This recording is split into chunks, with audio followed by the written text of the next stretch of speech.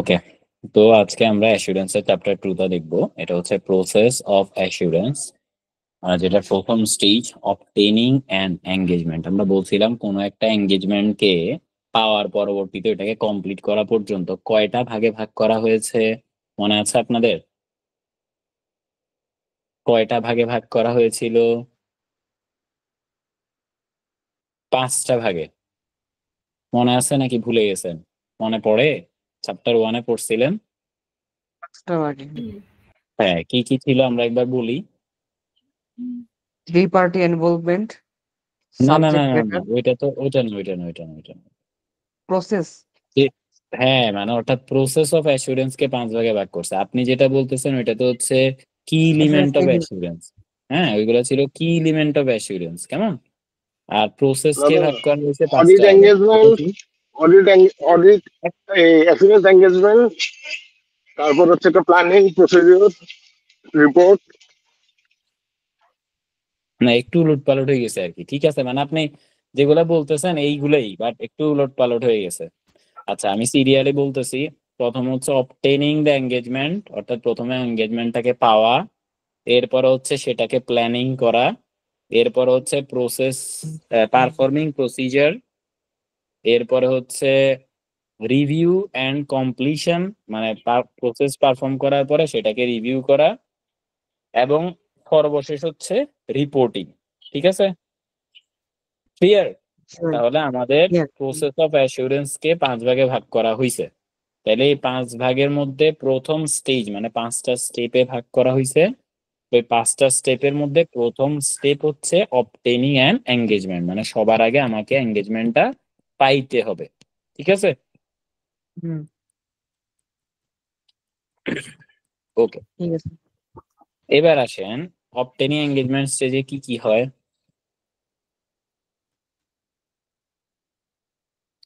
Accountants are permitted to advertise for clients within certain professional guidelines. তার মানে যারা accountant আছে, আমরা যারা অ্যাকাউন্টেন্ট বলতে ধরেন এখানে চার্টার্ড অ্যাকাউন্টেন্ট বা অডিটর যারা আছে, ঠিক আছে, তারা তাদের ক্লায়েন্টকে অ্যাডভার্টাইজ করতে পারে, মানে ক্লায়েন্টের জন্য অ্যাডভার্টাইজ করতে পারে যে হ্যাঁ আমি এই কাজ করি, এই অডিট আমি করি, ট্যাক্স কনসালটেন্সি আমি দেই, ভ্যাট কনসালটেন্সি আমি দেই, এগুলা আমি অ্যাডভার্টাইজ করতে পারি। কিসের জন্য? মানুষজনকে জানানোর জন্য। উইদিন সার্টেন প্রফেশনাল গাইডলাইন, অবশ্যই সেটা একটা গাইডলাইন মেনে। এখন ধরেন আপনি বলতে পারেন যে আপনি অডিট করান, এটা আপনি বলতে পারেন, কিন্তু আপনি কি এটা বলতে পারেন যে আপনার প্রতিষ্ঠানের কোনো প্রবলেম থাকলেও সমস্যা না, আমি আপনার পিওর অডিট রিপোর্ট দিয়ে দিব? এভাবে করলে হবে? আপনি বলতে পারেন যে আমি অডিট করাই, অডিট আপনি করান, অডিট রেসপন্সিবিলিটি আপনি নিয়ে সেটাকে সঠিকভাবে অডিট করতে পারেন। এখন যদি আপনি এভাবে অ্যাডভার্টাইজ করেন যে আপনাদের প্রতিষ্ঠানে যতই ঘাপলা থাকুক না কেন আমি একদম পিওর অডিট রিপোর্ট দিব, এভাবে বললে হবে? হ্যাঁ, না, এভাবে বললে হবে না। হবে না। তো আপনাকে বলতে হবে যে আপনি সকল কিছু ইথিক্স মেনে সকল কিছু চেক টেক করে তারপর যদি হয় যে যে অডিট রিপোর্ট পাওয়ার আছে ওইটা দিবেন, তাই না? যদি সেখানে খারাপ ওপিনিয়ন দেওয়ার হয় খারাপ দিবেন, ভালো ওপিনিয়ন দেওয়ার হলে ভালো দিবেন। এটা যদি বলেন যে আপনার খারাপ হোক ভালো হোক দুনিয়ার যত ঘাপলা থাকুক আমি আপনাকে ভালো অডিট রিপোর্ট দিব, তাইলে কি হবে? হবে না। এই কথাই বলছে যে একটা প্রফেশনাল গাইডলাইন মেনে আমাকে অ্যাডভার্টাইজ করতে হবে। এরপর হচ্ছে যে accountants may sometime be invited to tender for an audit. অ্যাকাউন্টেন্টদেরকে মাঝে মাঝে টেন্ডারের জন্য ইনভাইট করা হয়। টেন্ডারের জন্য ইনভাইট করা মানে কি? ধরেন কোনো একটা জায়গায় অডিটর লাগবে, ঠিক আছে, এখন যারা যারা অডিটর আছে তারা সবাই এখানে অ্যাপ্লাই করে। অ্যাপ্লাই করলে আপনি যদি সবচাইতে কম টাকা চার্জ করেন এবং কোয়ালিটি ঠিক মতো রাখতে পারেন তাহলে আপনার কাছে অডিটটা আসবে। বোঝা গেছে?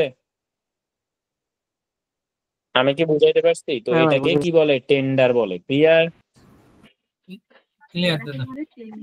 ধরেন আমি বলবো, ধরেন আপনারা বললেন যে আমরা সবাই অ্যাসুরেন্স করতে চাই, এবার মার্কেটে যতজন অ্যাসুরেন্স করায় সবাই আপনাদের কাছে কোটেশন মানে বলবে, প্রাইস দিবে যে আমরা এভাবে এভাবে করে কি করব, ইন্স্যুরেন্স করব, অ্যাসুরেন্স পড়াবো। হ্যাঁ, এটা বললে দেন হচ্ছে সেটার উপর ভিত্তি করে আপনি কি করবেন, চুজ করবেন যে কার কাছে আপনি পড়বেন, তাই না? ঠিক কিনা? মনে থাকবে? জি ভাই থাকবে। ওকে।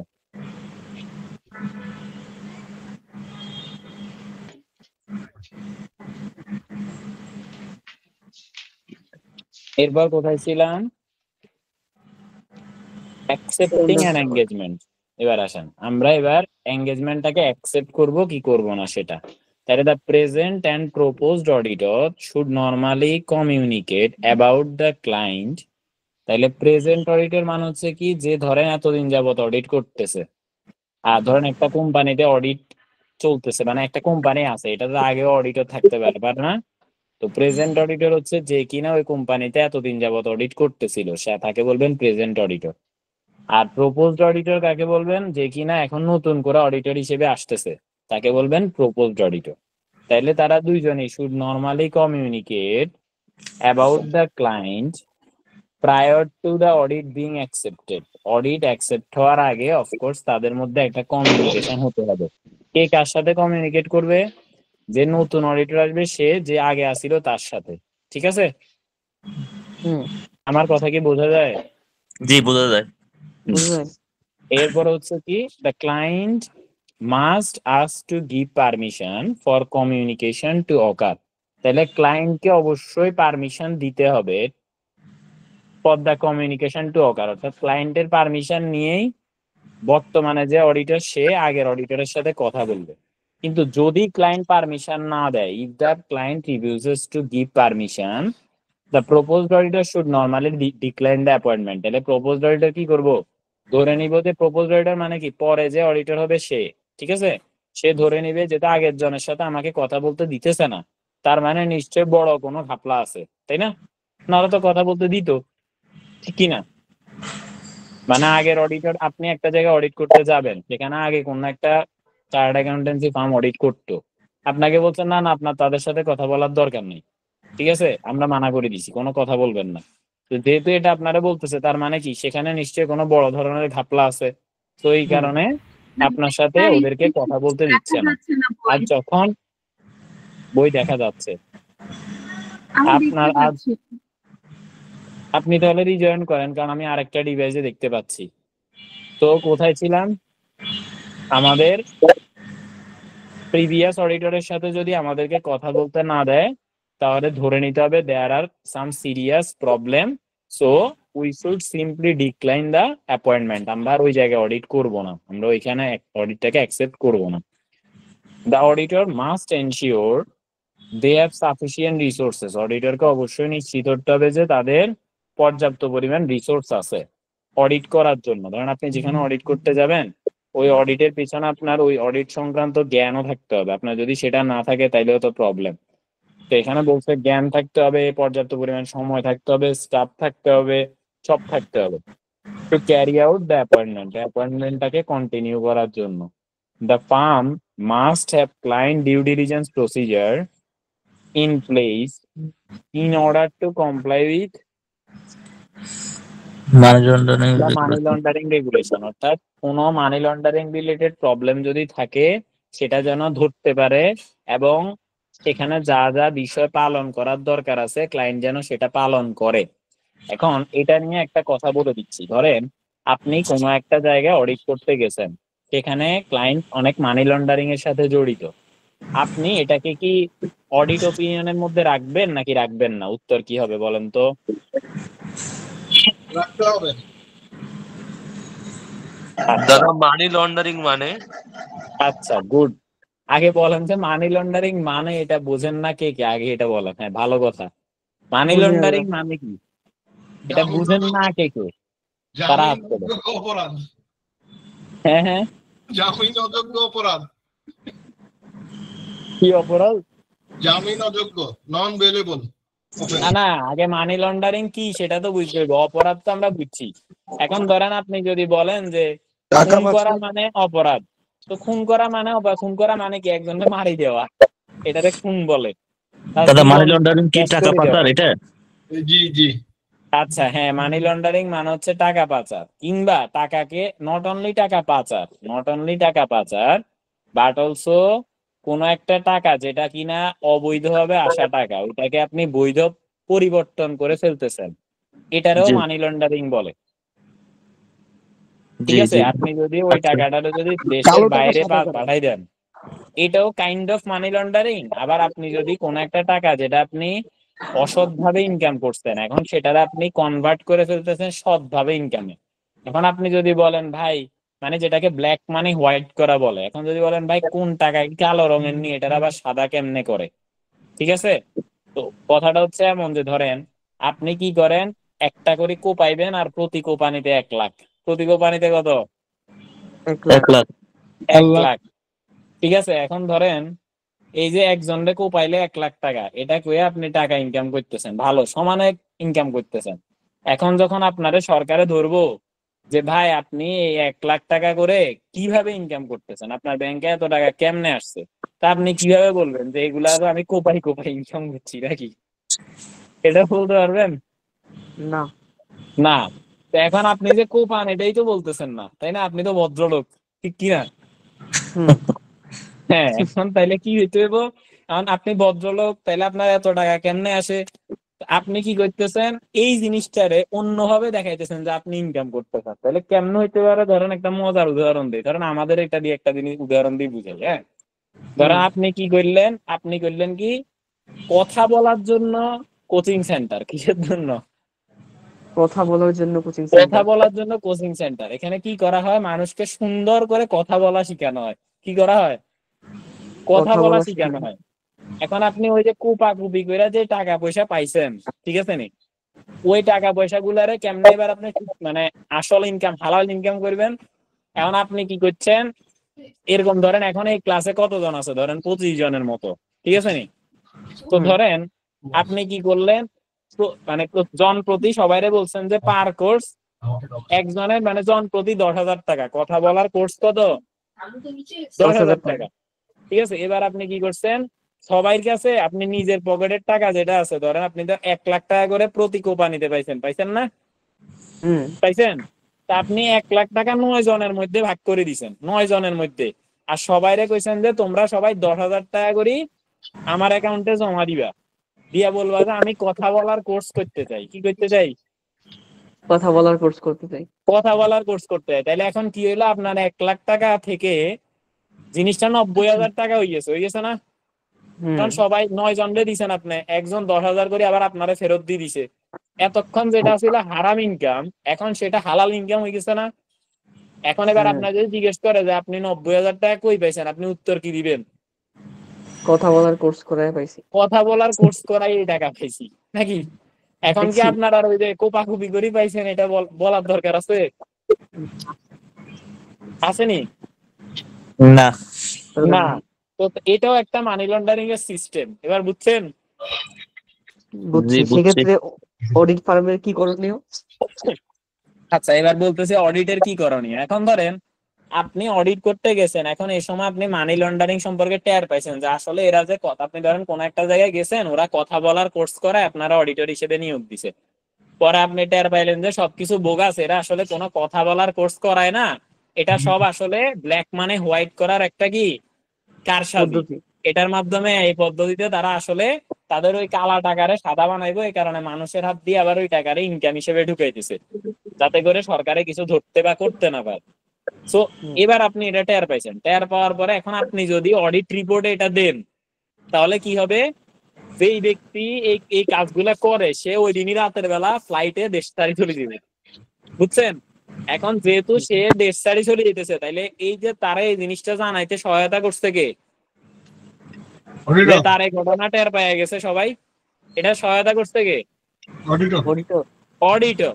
তো তার মানে আপনি যেহেতু ওপিনিয়নের মধ্যে এই জিনিসটারে তুলে ধরছেন, অডিট রিপোর্টে এটা নিয়ে আসছেন, তাইলে আপনি সিরিয়াস ক্রাইম করছেন। কি করছেন?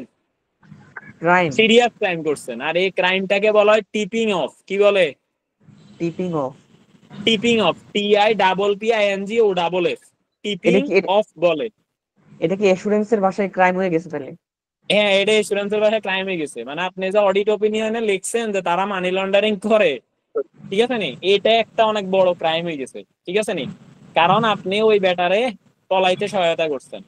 তাইলে এবার আপনি যদি বলেন, তাইলে ভাই আমি কি মানি লন্ডারিং হইলে অডিট ওপিনিয়নে মানে আমি কি কোনো রিপোর্ট করতাম না?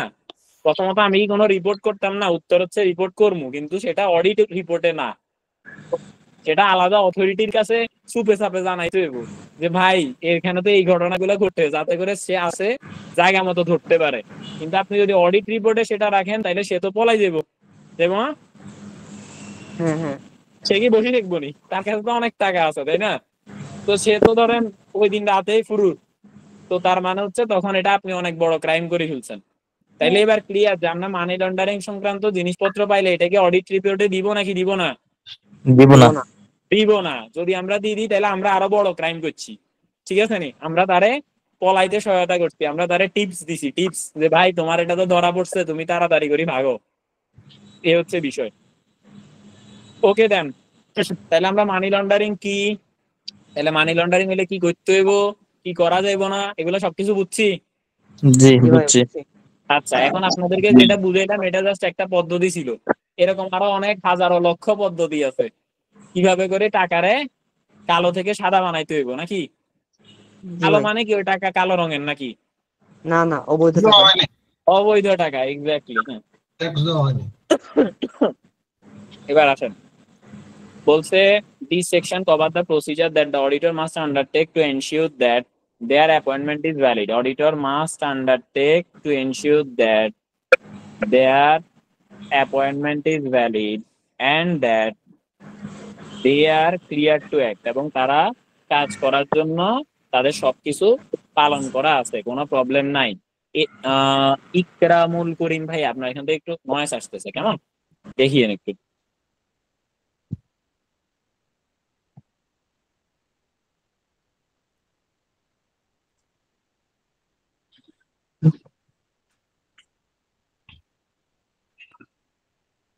এবার হচ্ছে কি অ্যাপয়েন্টমেন্ট কনসিডারেশনস, অ্যাপয়েন্টমেন্টের জন্য কি করা দরকার দরকার আর কি। Section 320 of ICW code of ethics set out, মানে আপনাদের এখানে maybe ICB code of ethics লেখা আছে, হ্যাঁ। দ্য রিলেভেন্ট কনসিডারেশন, দাদা তার আগলাটা এবার একটু বলবেন, আমি একটু স্কিপ হয়ে গেছে। দা অডিটর মাস্ট আন্ডারটেক, এটা একটু বলবেন। এটা বলছি যে অডিটরকে আন্ডারটেক মানে পালন করতে হয়, এটা নিশ্চিত করতে হয় যে তারা তাদের অ্যাপয়েন্টমেন্টটা ভ্যালিড, ঠিক আছে? আচ্ছা আচ্ছা আচ্ছা, ঠিক মানে আছে দাদা। তারা যে নিযুক্ত হয়েছে সেটা ভ্যালিড ভাবে নিযুক্ত হয়েছে, এটা। আচ্ছা আচ্ছা আচ্ছা, ঠিক আছে দাদা, বুঝছি। এবার হচ্ছে দেখেন section 320 of the ICW code of ethics set out, এখানে আইসিএবি লেখা আছে maybe. The relevant consideration for when accountant should accept new appointment, যে কখন অ্যাকাউন্টেন্টকে নতুন অ্যাপয়েন্টমেন্ট অ্যাকসেপ্ট করা দরকার। তাহলে before a new client is accepted, call আইছে, কল আইছে।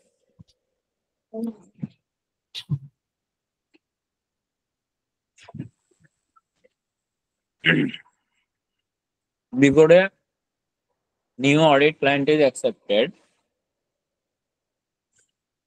the auditor must determine whether there are any independence or ethical issues likely to cause significant problem with the ethical code. তার মানে কি আমাদেরকে এটা দেখতে হয় যে কোথাও কোনো ধরনের ইথিক্যাল ইস্যু আছে কিনা যদি আমি কোনো একটা অডিটকে নিতে চাই। আমরা গত চ্যাপ্টারে পড়ছিলাম যে কিছু সকল ব্যক্তিবর্গ আছে তারা অডিট করতে পারবে না, মনে আছে চ্যাপ্টার 1-এ? জি যে সে যদি ওই জায়গায় চাকরি করে, সে যদি ওই জায়গার কোনো একটা পার্টনার হয়, মনে আছে? জি জি হ্যাঁ হ্যাঁ হ্যাঁ, তো তার মানে যদি আপনি এগুলা করার পর অডিটটাকে অ্যাকসেপ্ট করেন তাহলে সেক্ষেত্রে ধরে নিতে হবে যে এখানে ইথিক্যাল ইস্যু আছে, তাই আপনার ওই সকল জিনিসগুলাকে বাদ দিয়া তারপর অডিট অ্যাকসেপ্ট করতে হবে, ঠিক আছে? ক্লিয়ার? হ্যাঁ। The proposed auditor must carry out the following procedure. এবার যে ব্যক্তি অডিট করবে সেটা অডিট করার আগে নিচের জিনিসগুলা অবশ্যই দেখবে। কি দেখবে? Ensure professional qualified to act, এটা নিশ্চিত করবে যে সে অডিট করার জন্য যোগ্য কিনা। এখন বাংলাদেশে কোন একটা কোম্পানিতে অডিটর হইতে হইলে তারা কি হইতে হয়? Chartered accountants. চার্টার্ড অ্যাকাউন্টেন্ট হইতে হয়।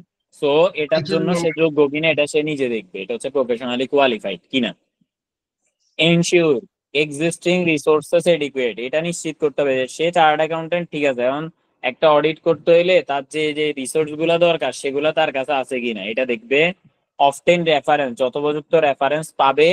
এবং সর্বশেষ হচ্ছে communicate with existing or predecessor auditor, অর্থাৎ মানে যারা আগের অডিটর ছিল তাদের সাথে কথা বলার মতো সুযোগ থাকতে হবে। যে প্রিভিয়াস অডিটর, ধরেন আপনি এখন কোন একটা কোম্পানিতে অডিটে গেছেন, তো সেই কোম্পানি আগে যারা অডিটর ছিল তাদের সাথে আপনার কথা বলার সুযোগ থাকতে হবে। যদি আপনি সুযোগ থাকে কথা বলতে পারেন তাহলে বুঝবেন যে ঠিক আছে, everything is fair and lovely, এবং আপনি জিনিসটাকে অ্যাকসেপ্ট করে সামনের দিকে আগাই যাবেন। এটা বইয়ের সাথে মিলে না আমাদের। কেন?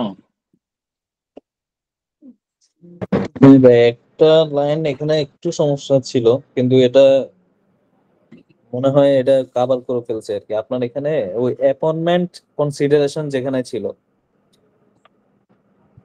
অ্যাপয়েন্টমেন্ট কনসিডারেশন এখানে একটু চেঞ্জ কোথায়? দেখছিলাম। ICB code of ethics sets না লেখা না, আছে ওইটা আমরা তো এখানে। বলছি, আইসিএবি কোড অফ না এথিক্স না এর না, কথা বলছি না। তাহলে এটাই ওইগুলো তো সবটা আগের ঘটনা। হ্যাঁ, অ্যাকসেপ্টেন্স ওইখানে অ্যাকসেপ্টেন্স আপনার এখানে হলো সেকশন 320, এরপরে হয়তোবা এখানে উনি যেটা বলতেছে আর কি, এটা চেঞ্জ কি দেখতে পাইতেছে তুষার ভাই।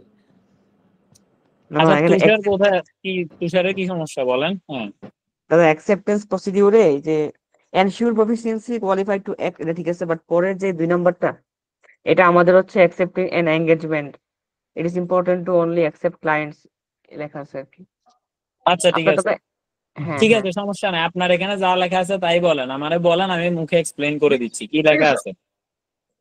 অ্যাকসেপ্টিং এন এঙ্গেজমেন্ট, হ্যাঁ, প্রথমে এঙ্গেজমেন্টটাকে অ্যাকসেপ্ট করতে হবে, হ্যাঁ, তারপর তারপরে 3 নম্বর হচ্ছে agreeing terms of N engagement. আচ্ছা, টার্মস অফ এঙ্গেজমেন্ট যেটাকে বলা হয়, মানে ধরেন কোনো একটা কিছুতে আপনি যখন এঙ্গেজ করতে যান, সেখানে এঙ্গেজমেন্টের আগে আপনাকে কি করতে হয়, নতুন কিছু জিনিস, মানে ওই ওই ওইখানে গেলে কি পালন করবেন, কোন জিনিস অনুসারে এঙ্গেজমেন্ট করবেন, রিপোর্টটা কখন শেয়ার করবেন, কারা আপনাকে ডকুমেন্টস দিবে, এগুলা সবকিছু যে জায়গায় লেখা থাকে ওইটাকে টার্মস অফ এঙ্গেজমেন্ট বলে। বুঝতে পারছেন? হুম, জি দাদা তাহলে ঠিক আছে, এই টার্মস অফ এঙ্গেজমেন্ট অনুসারে এঙ্গেজমেন্ট হইতে হবে। তারপর 3টাই আছে আমাদের বই। ওকে, তাহলে ক্লিয়ার তো না? কি দাদা? ওকে, এবার আসেন কি বলছে আমাদের কোন একটা ক্ষেত্রে, সেটাতে কি রিস্কি বেশি নাকি রিস্কি কম, এটা আমরা কেমনে বুঝবো? 1 মিনিট দাঁড়ান, আমার কল একটা আসতেছে বারবার। হ্যালো, আমি ওই যে ক্লাস নিচ্ছি তো এই কারণে কল কেটে দিচ্ছি। হ্যালো,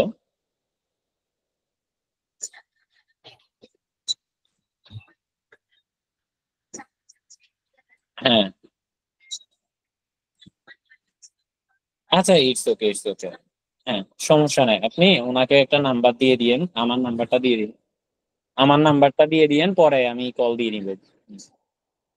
ঠিক আছে, ঠিক আছে, তাহলেই হবে। ঠিক আছে। হুম, ওকে।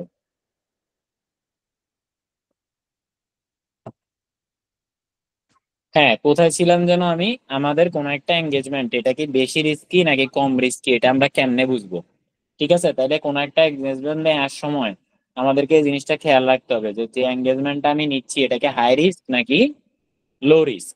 তো যদি লো রিস্ক আমরা তখন বলবো যখন কিনা গুড লং টার্ম প্রসপেক্ট থাকে, মানে কি, যে কোম্পানিতে আপনি অডিট করতে যাচ্ছেন তারা টুক্কা মেরে ইনকাম করবে পরের বার গায়েব হয়ে যাবে এরকম না। তারা একটা ভালো উদ্দেশ্য নিয়ে ব্যবসা করতে আসছে, দীর্ঘকাল যাবত তাদের টিকার ইচ্ছা আছে, এটাকে বলে গুড লং টার্ম প্রজেক্ট। বুঝছেন? এরপরে কি ওয়েল ফাইন্যান্সড। আচ্ছা, গুড লং টার্ম প্রজেক্ট যদি প্রসপেক্ট যদি থাকে তাহলে রিস্ক হচ্ছে কম। আর যদি পুওর রিসেন্ট আর ফরকাস্ট পারফরমেন্স থাকে তাহলে বুঝতে হবে যে রিস্ক হচ্ছে বেশি। তার মানে কি, তাদের পারফরমেন্সটা খুব একটা ভালো না, তাদের পারফরমেন্সে ল্যাকিংস আছে। দ্যাটস ওয়াই যে কোনো সময় তারা বন্ধ হয়ে যেতে পারে, সো এটা বেশি হাই রিস্কি প্রজেক্ট। হ্যাঁ, আমি হচ্ছে আপনাকে একটু রাতের দিকে কল দিই, কিংবা হচ্ছে 9টা বাজার 10 মিনিট আগে কল দিচ্ছি। হ্যাঁ, 9টা বাজে আবার অ্যাকাউন্টিং ক্লাস আছে এই কারণে। ঠিক আছে, কোথায় ছিলাম? তাহলে আমি বললাম যে কোনটা হলে হাই প্রথম রিস্ক, লাইন কোনটা হচ্ছে বলছেন। লো রিস্ক, কেমন?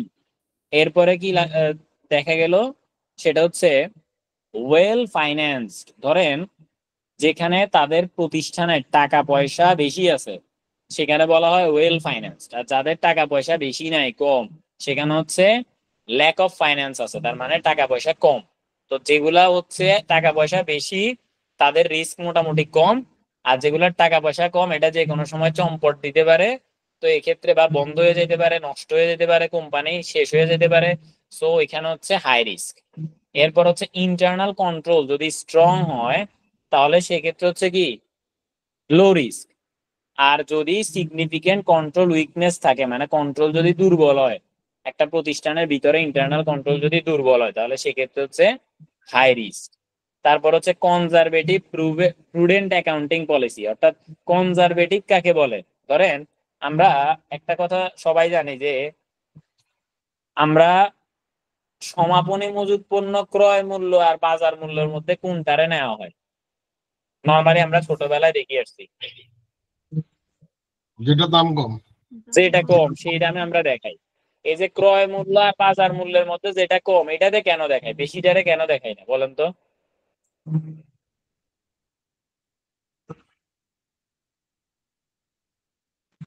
ট্যাক্স বেশি। না না না না, এটার একটা নীতি আছে, এটার একটা কি আছে, নীতি আছে, যেটাকে বাংলায় বলে রক্ষণশীলতা নীতি আর ইংরেজিতে বলে কনজারভেটিজম কনসেপ্ট। বুঝতে পারছেন? তো তার জি। মানে এই নীতি অনুসারে আমাদের সম্পদের পরিমাণটা একটু কমাই দেখানো হয়, অপেক্ষাকৃত কমাই দেখানো হয়। মানে আমরা সবসময় বলি না, কারণ আপনি ইনকাম করেন 1 লাখ, আপনার ফ্যামিলিতে ধরেন আদমশুমারির লোক আইছে, বলছে যে আপনাদের ঘরে কত ইনকাম করে, তা আপনি কি কন, বাড়াই কন নাকি কমাই কন? কমায়া। কমায়া বলেন, তাই না? যদিও কিছু ক্ষেত্রে বাড়াই বলেন, কখন বাড়াই বলেন বলেন তো? যখন আপনার প্রফিট ইনকাম থাকবে। কখন আপনি বাড়াই বলেন বলেন তো? শো অফ কে নাকি? বলতে পারবে? হ্যাঁ, শো অফ। না না, তো শো অফ কেন করবেন, কখন শো অফ করেন? বাড়িতে বিয়ের প্রস্তাব দেওয়া হয় তখন এক্স্যাক্টলি, বিয়ের প্রস্তাব দেওয়ার সময় তখন আপনি গঞ্জে এখন হয় 1 লাখ আছি, সমস্যা নাই, 1.5 লাখ কয়দিন পরে হয়ে যাইব। কিংবা আপনি কইতেই 1.5 লাখ কন, কেন 1.5 লাখ কন? ফুল তাহলে আপনি বেতন চিন্তা করেন, আমি যদি 1.5 লাখ বলি তাহলে আমি আরেকটু সুন্দরী মাইয়া পাবো, আমি যদি একটু কমাই কই তাইলে তো সমস্যা হয়ে যাবো। সেই কারণে আপনি এখানে কি বলেন, হালকা একটু বাড়াই বলেন, তাই না? বলেননি? এক্সপেরিয়েন্স আসেনি, থাকলে তো হয়তো বা বলেন, আপনার সাথে তো কিছু করেন না। তো এখন যে বিষয়টা আপু হচ্ছে আমরা তাহলে কেন কমাই বলি, এটা হচ্ছে কনজারভেটিজম কনসেপ্ট, বা যেটাকে বাংলায় রক্ষণশীলতা নীতি বলে। তো আপনার অ্যাকাউন্টিং পলিসি যেখানে ওই প্রতিষ্ঠানের সম্পদের পরিমাণ যথাযথ পারুক, মানে কিছুটা হাতের মধ্যে রেখে দেখানো হয়, ওই ধরনের পদ্ধতি বা ওই ধরনের কোম্পানিগুলার রিস্ক থাকে লো। আর যেখানে কিনা evidence of questionable integrity, doubtful accounting policy থাকে, মানে যেটার মধ্যে ঘাপলা আছে বলে আপনার মনে হচ্ছে, ওইখানে কি থাকে, হাই রিস্ক থাকে। ঠিক আছে, এরপরে কি বলছে, কম্পিটেন্ট অনেস্ট ম্যানেজমেন্ট যদি হয়, মানে কম্পিটেন্ট মানে হচ্ছে যোগ্য, হ্যাঁ, এবং সৎ ম্যানেজমেন্ট যদি হয় তাহলে সেক্ষেত্রে আপনি কি থাকে, লো রিস্ক থাকে। আর যদি আপনার ল্যাক অফ ফাইন্যান্স ডিরেক্টর হয়, মানে দ্যাট মিনস যারা কিনা ডিরেক্টর হিসেবে থাকবে তাদের যদি ল্যাকিংস থাকে, পর্যাপ্ত যোগ্যতা না থাকে, তখন বুঝতে হবে ওই জায়গায় হাই রিস্ক। এরপর বলছে ফিউ আনইউজুয়াল ট্রানজেকশন, ধরেন কোনো কারণে যদি যে ট্রানজেকশন গুলো হয় এগুলো আনইউজুয়াল, সেটা কম। আনইউজুয়াল ট্রানজেকশন হবে, আনইউজুয়াল ট্রানজেকশন যে একদমই হবে না তা না। আনইউজুয়াল ট্রানজেকশন কাকে বলে? ধরেন আপনার কোম্পানিতে আপনি প্রতি সময় কি করেন, ধরেন চিপস বিক্রি করেন, তো চিপস বিক্রি করা হচ্ছে আপনার কোম্পানির ইউজুয়াল ট্রানজেকশন। সবসময় চিপস বেচবো, ইজ্ঞা চিপসের দাম 10 টাকার আছে, 20 টাকার আছে, বিভিন্ন কোম্পানির বিভিন্ন দামের চিপস আছে, ঠিক আছে নি? এখন একটা কোম্পানি থেকেই কোনো সময় কোনো একটা অ্যাসেট বিক্রি হইতে পারে না। ধরেন আপনার চিপস বেচার একটা, চিপস বানানোর একটা মেশিন যেটা পুরানো হয়ে গেছে আপনি বিক্রি করে দিছেন, তো আপনার প্রতিষ্ঠানের কাজ কি মেশিন বিক্রি করা? না। না। কি বিক্রি করা? চিপস বিক্রি করা। কিন্তু একটা মেশিন আপনি চাইলে বিক্রি করতেই পারেন, তাই না? তো এটাই হুম। হচ্ছে কম আনইউজুয়াল ট্রানজাকশন। এখন যদি আপনি দেখেন যে চিপসের থেকেও মেশিন বেশি বিক্রি হইতেছে, তো তাইলে এটা কি বেশি আনইউজুয়াল ট্রানজাকশন হয়ে গেছে না? কারণ হুম। বেচবেন আপনি চিপস, উল্টা দেখি বেচতেছেন আপনি মেশিন, তাইলে এটা আনইউজুয়াল ট্রানজাকশন বেশি হয়ে গেছে না? হ্যাঁ। কথা বুঝতেছেন? হ্যাঁ, তার মানে যদি আমার আনইউজুয়াল ট্রানজাকশন কম থাকে সেখানে রিস্ক হচ্ছে কম, আর যদি আনইউজুয়াল ট্রানজাকশন বেশি থাকে তাহলে রিস্ক হচ্ছে বেশি। তো সিগনিফিক্যান্ট আনএক্সপ্লেইন ট্রানজাকশন অথবা ট্রানজাকশন উইথ কানেক্টেড কোম্পানি, এবং যদি নিজেদের মধ্যে কিনা বেচা হয়, অর্থাৎ ধরেন আপনার কোম্পানিতে জিজ্ঞেস করতেছে ভাই আপনার কি বেচা কেনা আসেনি, এখন আপনার কোম্পানিতে আসলে কোনো বেচা কিনা নাই, ঠিক আছে, এখন আশেপাশের প্রতিষ্ঠানকে তাইলে এখন আপনি সবাই যদি জানে আপনার কোম্পানি ডুবে যায় তাহলে তো 2 দিন পর আরো তাড়াতাড়ি ডুববো না। হুম তো এখন আপনি জিনিসটারে প্রমাণ করতে যাইতেছেন যে না আমাদের বেচা কিনা হয়, তাহলে কেমন হয়, আপনার 5টা কোম্পানি আছে, ধরেন ধর 3টা কোম্পানি আছে, কেমন, ধরেন আপনার 3টা কোম্পানি আছে এ বি সি, আপনি এর বির কাছে মানে এর জিনিসপত্র বির কাছে বেচেন, ঠিক আছে, এবার বি আবার এই জিনিসপত্র সি এর কাছে বেচে, সি আবার এই জিনিসপত্র এ এর কাছে বেচে, তার মানে কি এখানে যে পণ্য কিনা বেচা হইতেছে এটা কোথায় হইতেছে, আপনার মধ্যেই, যিনি ঘরের জিনিস ঘরেই আছে নাকি, ইন্টার কোম্পানি আপনার, কিন্তু আপনার এক একটা মানে আপনার নিজেরই কয়েকটা কোম্পানির মধ্যে আপনি বিক্রি করতেছেন যাতে করে দেখাইতে পারেন যে হ্যাঁ এরও সেল হয়, বিরও সেল হয়, সিরও সেল হয়, কিন্তু আসলে কি সেল কোথাও হইতেছে, টাকা না কি কোথাও থেকে বাইরে থেকে আসতেছে, না না, এর টাকা বির পকেটে যেতেছে, বি এর টাকা সি পকেটে যেতেছে। কারণ আপনি যদি বলেন ভাই তাহলে আমি এটা করি কি লাভ, এখন ধরেন একটা কোম্পানি তো সর্বশেষ বিন্দু পর্যন্ত বেঁচে থাকার চেষ্টা করবে না, করবে। করবে এখন ধরেন আমি যদি চিন্তা করি যে ধরেন আপনি একটা অসুস্থ হয়ে গেছেন, কথা মিস্টার এক্স ধরেন অসুস্থ হয়ে গেছে, সে জানে সে বেশি দিন বাঁচবো না, তাও 1 সপ্তাহ বাঁচবো, তাহলে সে কি বলবে থাক আমার 1 সপ্তাহ হসপিটালে বিল দেওয়ার দরকার না, আমি মনে মরি যাই, এটা কি সে বলবে? না না। তার মানে একটা কোম্পানিও কখনো কি করবে না, মরি যেতে তো সে চাইবে না, সে তো বাঁচি থাকতে চাইবে। তো তাই সে দেখাইতে চেষ্টা করবে যে না আমার টাকা পয়সা আছে, সেল হচ্ছে, এই যে বিক্রি হইতেছে প্রতি বছর, এই যে দেখেন বিক্রি হইতেছে, এভাবে করে একটা ফেক সেল দেখানোর চেষ্টা করতে পারে, বুঝছেন? তো এটা হুম কিভাবে দেখায়, এক কোম্পানির সাথে আরেক কোম্পানির বিক্রি, মানে অর্থাৎ এ ওরে বেচবো ও ওরে বেচবো, এভাবে করে একজন একজনের কাছে বেচবো এরকম। তো এটাই হচ্ছে কি ট্রানজাকশন উইথ কানেক্টেড কোম্পানি, বুঝছেন? জি ভাই। ভাই যে রিস্ক তো বুঝলাম ভাই, লো রিস্ক হাই রিস্ক, কিন্তু রিস্ক জিনিসটা বুঝলাম না যে কিসের রিস্ক। রিস্ক জিনিসটা, আচ্ছা রিস্ক মানে হচ্ছে ওই জায়গায় অডিট করাটা আপনার জন্য রিস্কি, যেটা হাই রিস্ক ও লেখা আছে, আর বুঝছি যে বুঝছি জায়গায় লো রিস্ক লেখা আছে ওই জায়গায় অডিট করাটা আপনার জন্য কম রিস্কি, মানে এটা কোম্পানি ভালো, বুঝতে পারছেন? বুঝছি। হুম এবার ক্লিয়ার? হ্যাঁ ক্লিয়ার। আমরা কেমনে এখন বুঝবো? ধরেন অডিট শুরু না করলে তো জিনিসটা জানা যাবো না, অডিট করলে না জিনিসপত্র গুলো জানা যাবো না বাইরে। না না না না, কিছু জিনিস তো আপনি অডিট করার আগেই জানা যাবে। আচ্ছা ধরেন আমি যদি এখন আপনারা বলি যে বেক্সিমকোতে অডিট কেমন কেমন, ধরেন আপনারা বলছি যে বেক্সিমকো কেমন, আর আপনি জানেননি নাকি জানেন না, অডিট করলে জানবেন। সেটা তো অন্য জিনিস, হ্যাঁ, ওটা তো অন্য জিনিস।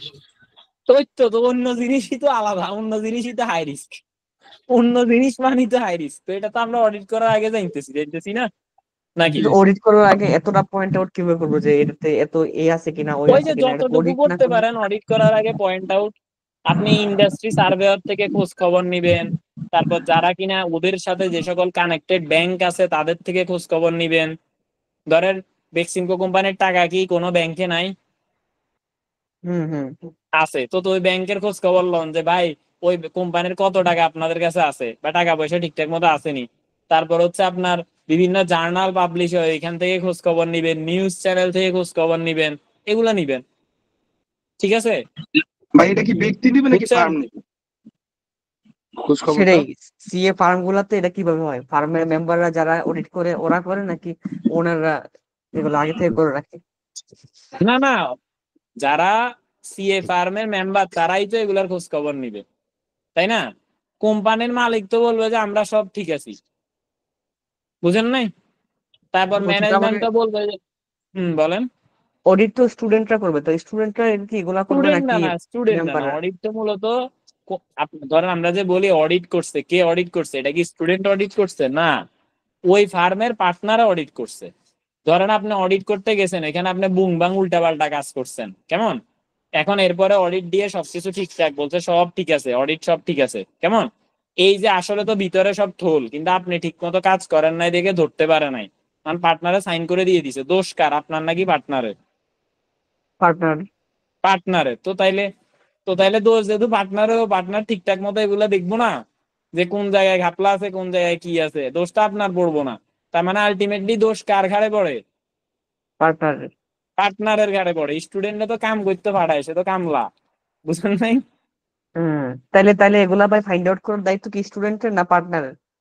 এগুলো তো আগে পার্টনারও দেখবে। মানে এটা আলটিমেটলি ধরেন একটা কথার কথা, আমি একটা কোম্পানি চালাইতেছি, ওই কোম্পানিতে 20 জনরে দিয়া আমি কর্মচারী রাখছি। এখন এই কোম্পানি চালানোর দায়িত্ব কার, ওই 20 জনের নাকি আমার? আগে প্রথম উত্তর এটা বলেন।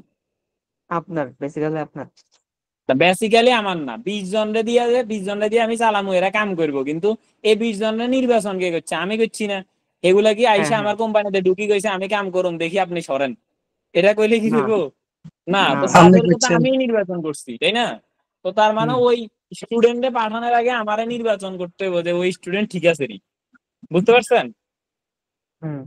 কিন্তু আলটিমেট রেসপন্সিবিলিটি আমার, অর্থাৎ পার্টনারের পড়বে। ক্লিয়ার? বুঝছেন এবার? এবার বুঝছি।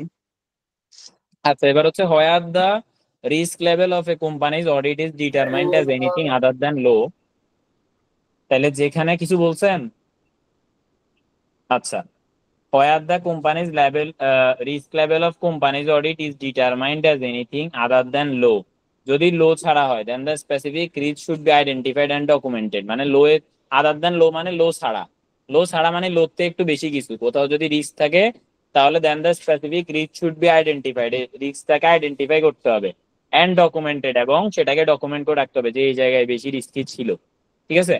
এরপর হচ্ছে as independent reviewer some audit firm have procedure for closely monitoring audit. আচ্ছা, কিছু এখান থেকে দেখান, some audit firm has procedure for closely monitoring audit which have been accepted but which are considered high risk. অর্থাৎ কিছু কিছু জায়গায় আছে যেখানে কিনা ক্লোজলি মনিটরিং অডিট করা হয়, মানে অর্থাৎ অডিটের উপরে আবার দেখা হয় যে এগুলো ঠিকঠাক মতো আছে কিনা। ঠিক আছে? মানে অডিটের পরে আবার ওই জিনিসটারে যদি কেউ করে তখন সেটাকে রিভিউ বলে। কি বলে? ধরেন কেউ একটা কিছু অডিট করে গেছে, এবার আমি সেটার আবার দেখতেছি যে সেটা ঠিকঠাক মতো করছে কিনা। তো এই যে কাজটা, এটাকে কি বলে? রিভিউ এঙ্গেজমেন্ট বলে। কি বলে? Review engagement. রিভিউ এঙ্গেজমেন্ট বলে। তো এই ক্ষেত্রেও আমাকে কি করতে হয়? রিস্ক একটু বেশি থাকে। কারণ কি? কারণ এই জিনিসটা সে একবার অডিট করে গেছে, এরপর আবার আমি এটারে দেখতেছি, তাই না? এখন আমি যদি কোনো কারণে এখানে বলি যে তার এখানে কিছু না কিছু ঘাপলা আছে, যদি আমি এটা বলি, তার মানে কি আমার সাথে ডিরেক্ট আরেকজন প্রফেশনালের ভেজাল না? ঠিক হুম কিনা? হুম। কারণ সে তো একটু আগে অডিট করে গেছে, আপনি বলতেছেন ঠিক হয় না, তার মানে আপনি ডিরেক্ট প্রফেশনাল যে একটু আগে অডিট করে গেছে তারে কোশ্চেন করছেন, তার এগেইনস্টে কথা বলতেছেন, তাই না? তো এই ক্ষেত্রে এই জায়গায় রিস্ক আরো একটু বেশি থাকে। এবার হচ্ছে generally the accepted fees for the new client should reflect the level of risk expected. অর্থাৎ যখন আপনার ফি এর উপর ভিত্তি করে বোঝা যায় যে ওইখানে রিস্ক বেশি না কম, তাহলে ফি বেশি হলে রিস্ক বেশি, না ফি কম হলে রিস্ক বেশি? ফি কম হইলে রিস্ক বেশি। আরে না, ফি ফি বেশি বেশি হলে হলে রিস্ক বেশি। যেখানে রিস্ক বেশি এখানেই তো ফি বাড়াই দিবেন নাকি? ধরেন একটা কথা, আপনি একটা অপারেশন করতে যাবেন, ওই অপারেশনের রুগী মরি যাওয়ার সম্ভাবনা 99%। তো এখন ওই অপারেশন করতে গেলে আপনার অপারেশনের চার্জ বাড়াই দিবেন না নাকি? ও আচ্ছা আচ্ছা, হ্যাঁ হ্যাঁ বুঝছি। ঠিক আছে না? কারণ সে তো এখন আপনি কত রিস্ক নিয়ে করতেছেন, যে কোনো কারণে যদি মরি যায় তো কত বড় রিস্ক, আর মরি গেলেও তো মরি গেছে, কিছু তো আর নাই। তাও এখানে তো আপনি চার্জ বাড়াই দিবেন না? হুম। ইজি অপারেশনের খরচ বেশি নাকি যেখানে আপনার ঝুঁকি বেশি ওইখানে খরচ বেশি? অফকোর্স যেখানে ঝুঁকি বেশি ওইখানে খরচ বেশি, তাই না? জি ভাই, ঠিক আছে। এবার দেখেন, এরপর হচ্ছে যে audit firm will generally want the relationship with a client to be long term. অর্থাৎ অডিট ফার্ম চায় যে relationship with a client to be long term, audit firm চায় যাতে রিলেশনশিপটা বেশি দিন থাকে। কেন চায়? যত বেশি রিলেশনশিপ থাকবো তত বেশি ইনকাম করতে পারবো, তাই না? নাকি? আচ্ছা, আমি কি চাই আপনাদের সাথে আমার রিলেশনশিপ বেশি থাকুক না কম থাকুক? বেশি। বেশি থাকুক। কারণ আপনারা থাকলে না আমার কিছু হালকা পাতলা আসবো নাকি? কিন্তু ঘটনা তো উল্টা, আমরা তো আসছি তাড়াতাড়ি রিলেশনশিপ যেন শেষ হয়ে যায়। না না, আলটিমেটলি আপনারা শেষ হয়ে গেলেও তো পরে তো আসি, আমরা কি চলে গেছি? আমরা তো certificate, Certificate, professional, professional, advance link up সব তৈরি লেভেলে হইতেছে আছে, না তাই না? নাকি দাদা? হ্যাঁ, লিঙ্ক আপ তৈরি হইতেছে না? তো লিঙ্ক আপ তৈরি হইতেছে না, এরপর আপনি ধরেন আপনিও তো একদিন কোম্পানির মালিক হয়ে যাবেন, পরে তো আমারও ডাকবেন, দাদা অডিট গে আপনি করি দেন। তাই না? সেটাই দাদা, তো সেটাই দাদা। তাহলে আলটিমেটলি রিলেশনশিপ যত লম্বা হবে তত ইনকাম বেশি। তো এই কারণে হ্যাঁ অডিট ফার্ম সবসময় চাইবো যে ক্লায়েন্টের সাথে তাদের যেন রিলেশনশিপ দীর্ঘকাল থাকে। ঠিক আছে, এবার দেখেন এবার কি বলছে, বলছে audit farm must have resources to perform the work properly. Audit ফার্মের অবশ্যই রিসোর্স থাকতে হবে যাতে করে তারা ওয়ার্ক ঠিকঠাক মতো করতে পারে, as well as any specialist knowledge or skill. সাথে সাথে আরো কিছু স্পেশালিস্ট নলেজ এবং স্কিলও তাদের থাকতে হবে, কারণ নইলে তারা কি দিয়ে অডিট করবো, তাই না? এবার হচ্ছে sources of information about new client. এই যে আপনারা যে বলতেছেন যে ভাই আমি অডিট করার আগে, হ্যাঁ, আমি জানুম কেমনে যে ভাই আমি তো অডিট করলে না জানুম, একটু আগে প্রশ্ন করছিলেন নাকি জানি যে ভাই আমি আমি তাহলে জানুম কেমনে। হ্যাঁ, এই যে দেখেন আমরা এমনি জানবো, এই যে sources of information about new client, তাহলে কেমনে জানবেন? ইনকোয়ারি অফ আদার সোর্সেস, যেমন ব্যাংক, সলিসিটর, ওদেরকে জিজ্ঞেস করবেন যে ভাইয়া বলেন তো এটা কিরকম। আপনি ধরেন কাউরে বিয়ে করবেন, এখন ওই মেয়ে কি ভালো না খারাপ আপনি কি বিয়ে করার আগে পুরোপুরি জানবেন? জানবেন নি, কথা বলে না তো। খবর খবর লাগাইতে হবে। তো এই তো খবর লাগাবেন, এখন পুরোপুরি কি জানবেন নি বিয়ে করার আগে? এখন কেউ তো বলবেন ভাই তাহলে তো বিয়ে করলে না জানো, হ্যাঁ বিয়ে করলে পুরোপুরি জানবেন। আগেই জানতে হবে। আমি বলতেছি বিয়ে করলেও কি পুরোপুরি জানবেন?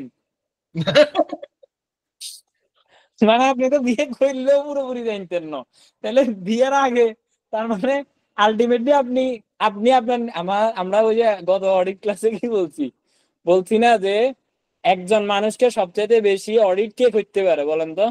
নিজে সে নিজে, তাই না?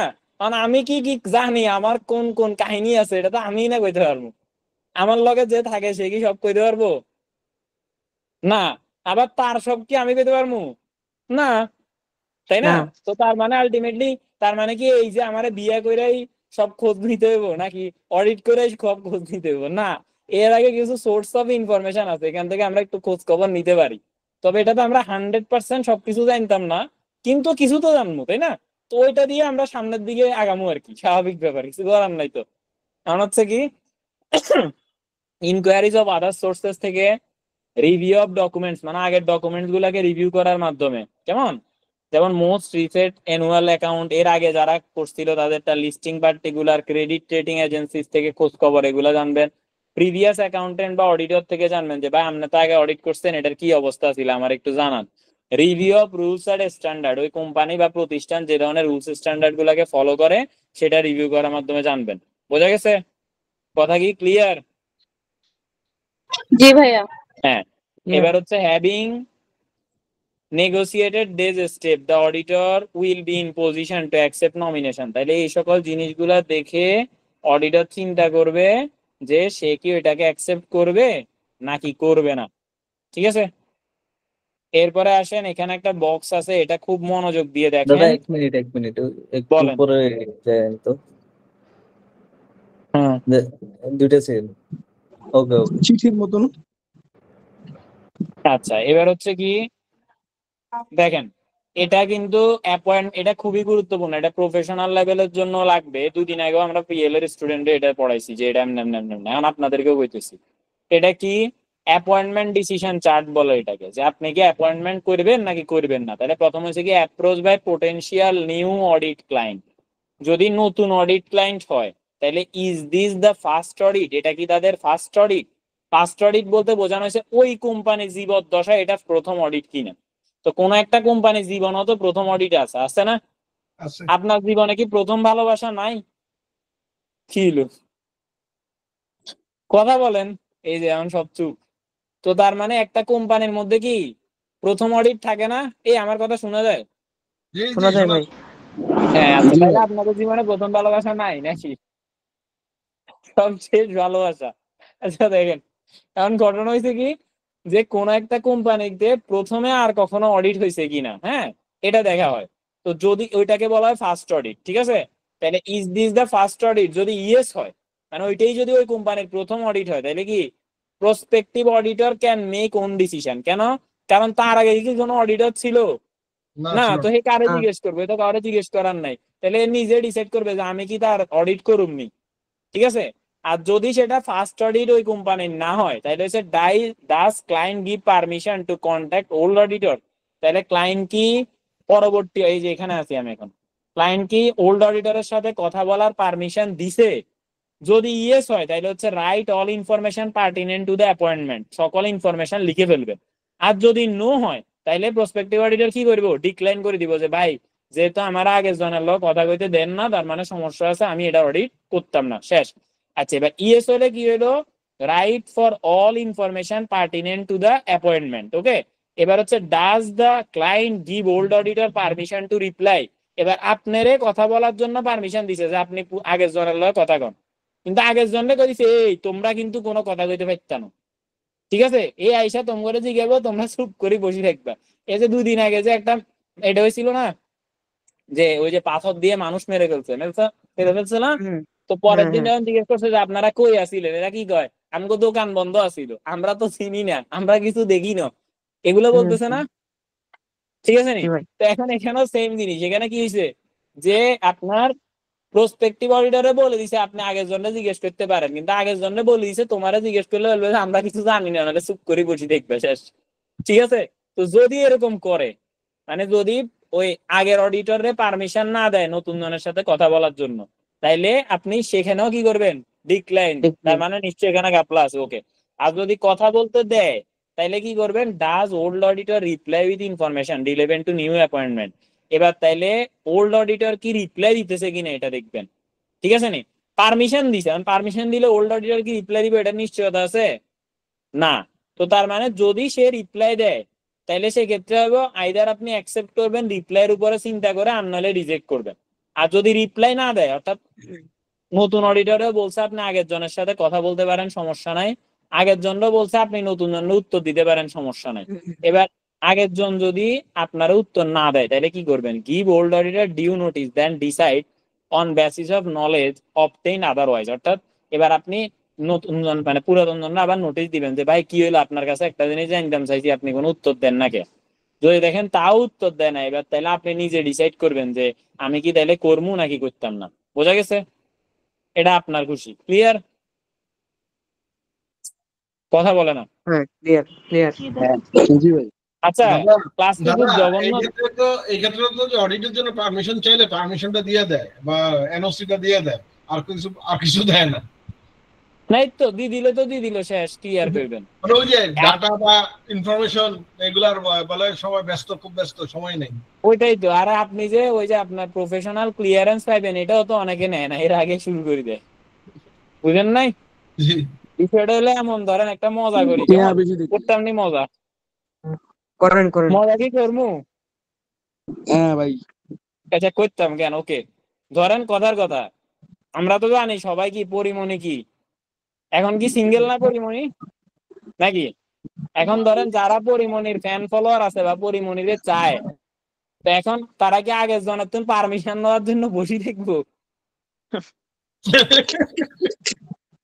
আপনার কি মনে হয় বসে দেখবো? এ চিন্তা না করবো না যে বাইরে আমি পারমিশন পাইতে পাইতে যদি আরেকজন চলে গেছে, তো তো এখন বিষয়টা তো এরকম, যদি নতুন আপনি অডিটর অডিট আইসা করতে পড়ে। চাইবেন, যদি দেখেন যে পরে আবার কোন জায়গায় কে অডিট নিয়ে ফেলে, ভাই থাক থাক তাড়াতাড়ি আমি ঢুকি, বুঝেন নাই। জি সিস্টেম সেটাই। তো এভাবেই চলতেছে ভাই, কারণ সবাই এক একজনের অডিট নেওয়ার জন্য বসে আছে। আপনি কেমন অডিট করতে পারলে আপনার ইনকাম আছে না নাকি নাই, জি ইনকাম আছে ইনকামের তো। জন্য তো audit।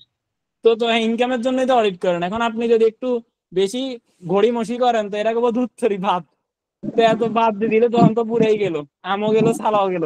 তো এই কারণে আপনি চিন্তা করেন বাবুরে এগুলো আমি পড়ালো আগে অডিট শুরু করে দিই, এটা হচ্ছে বিষয়, বুঝছেন। জি জি এমনটাই হয় এমনটাই হয়। এবার আসেন, পরে the ভাই following যদি দেখে। procedure should be carried out after accepting nomination.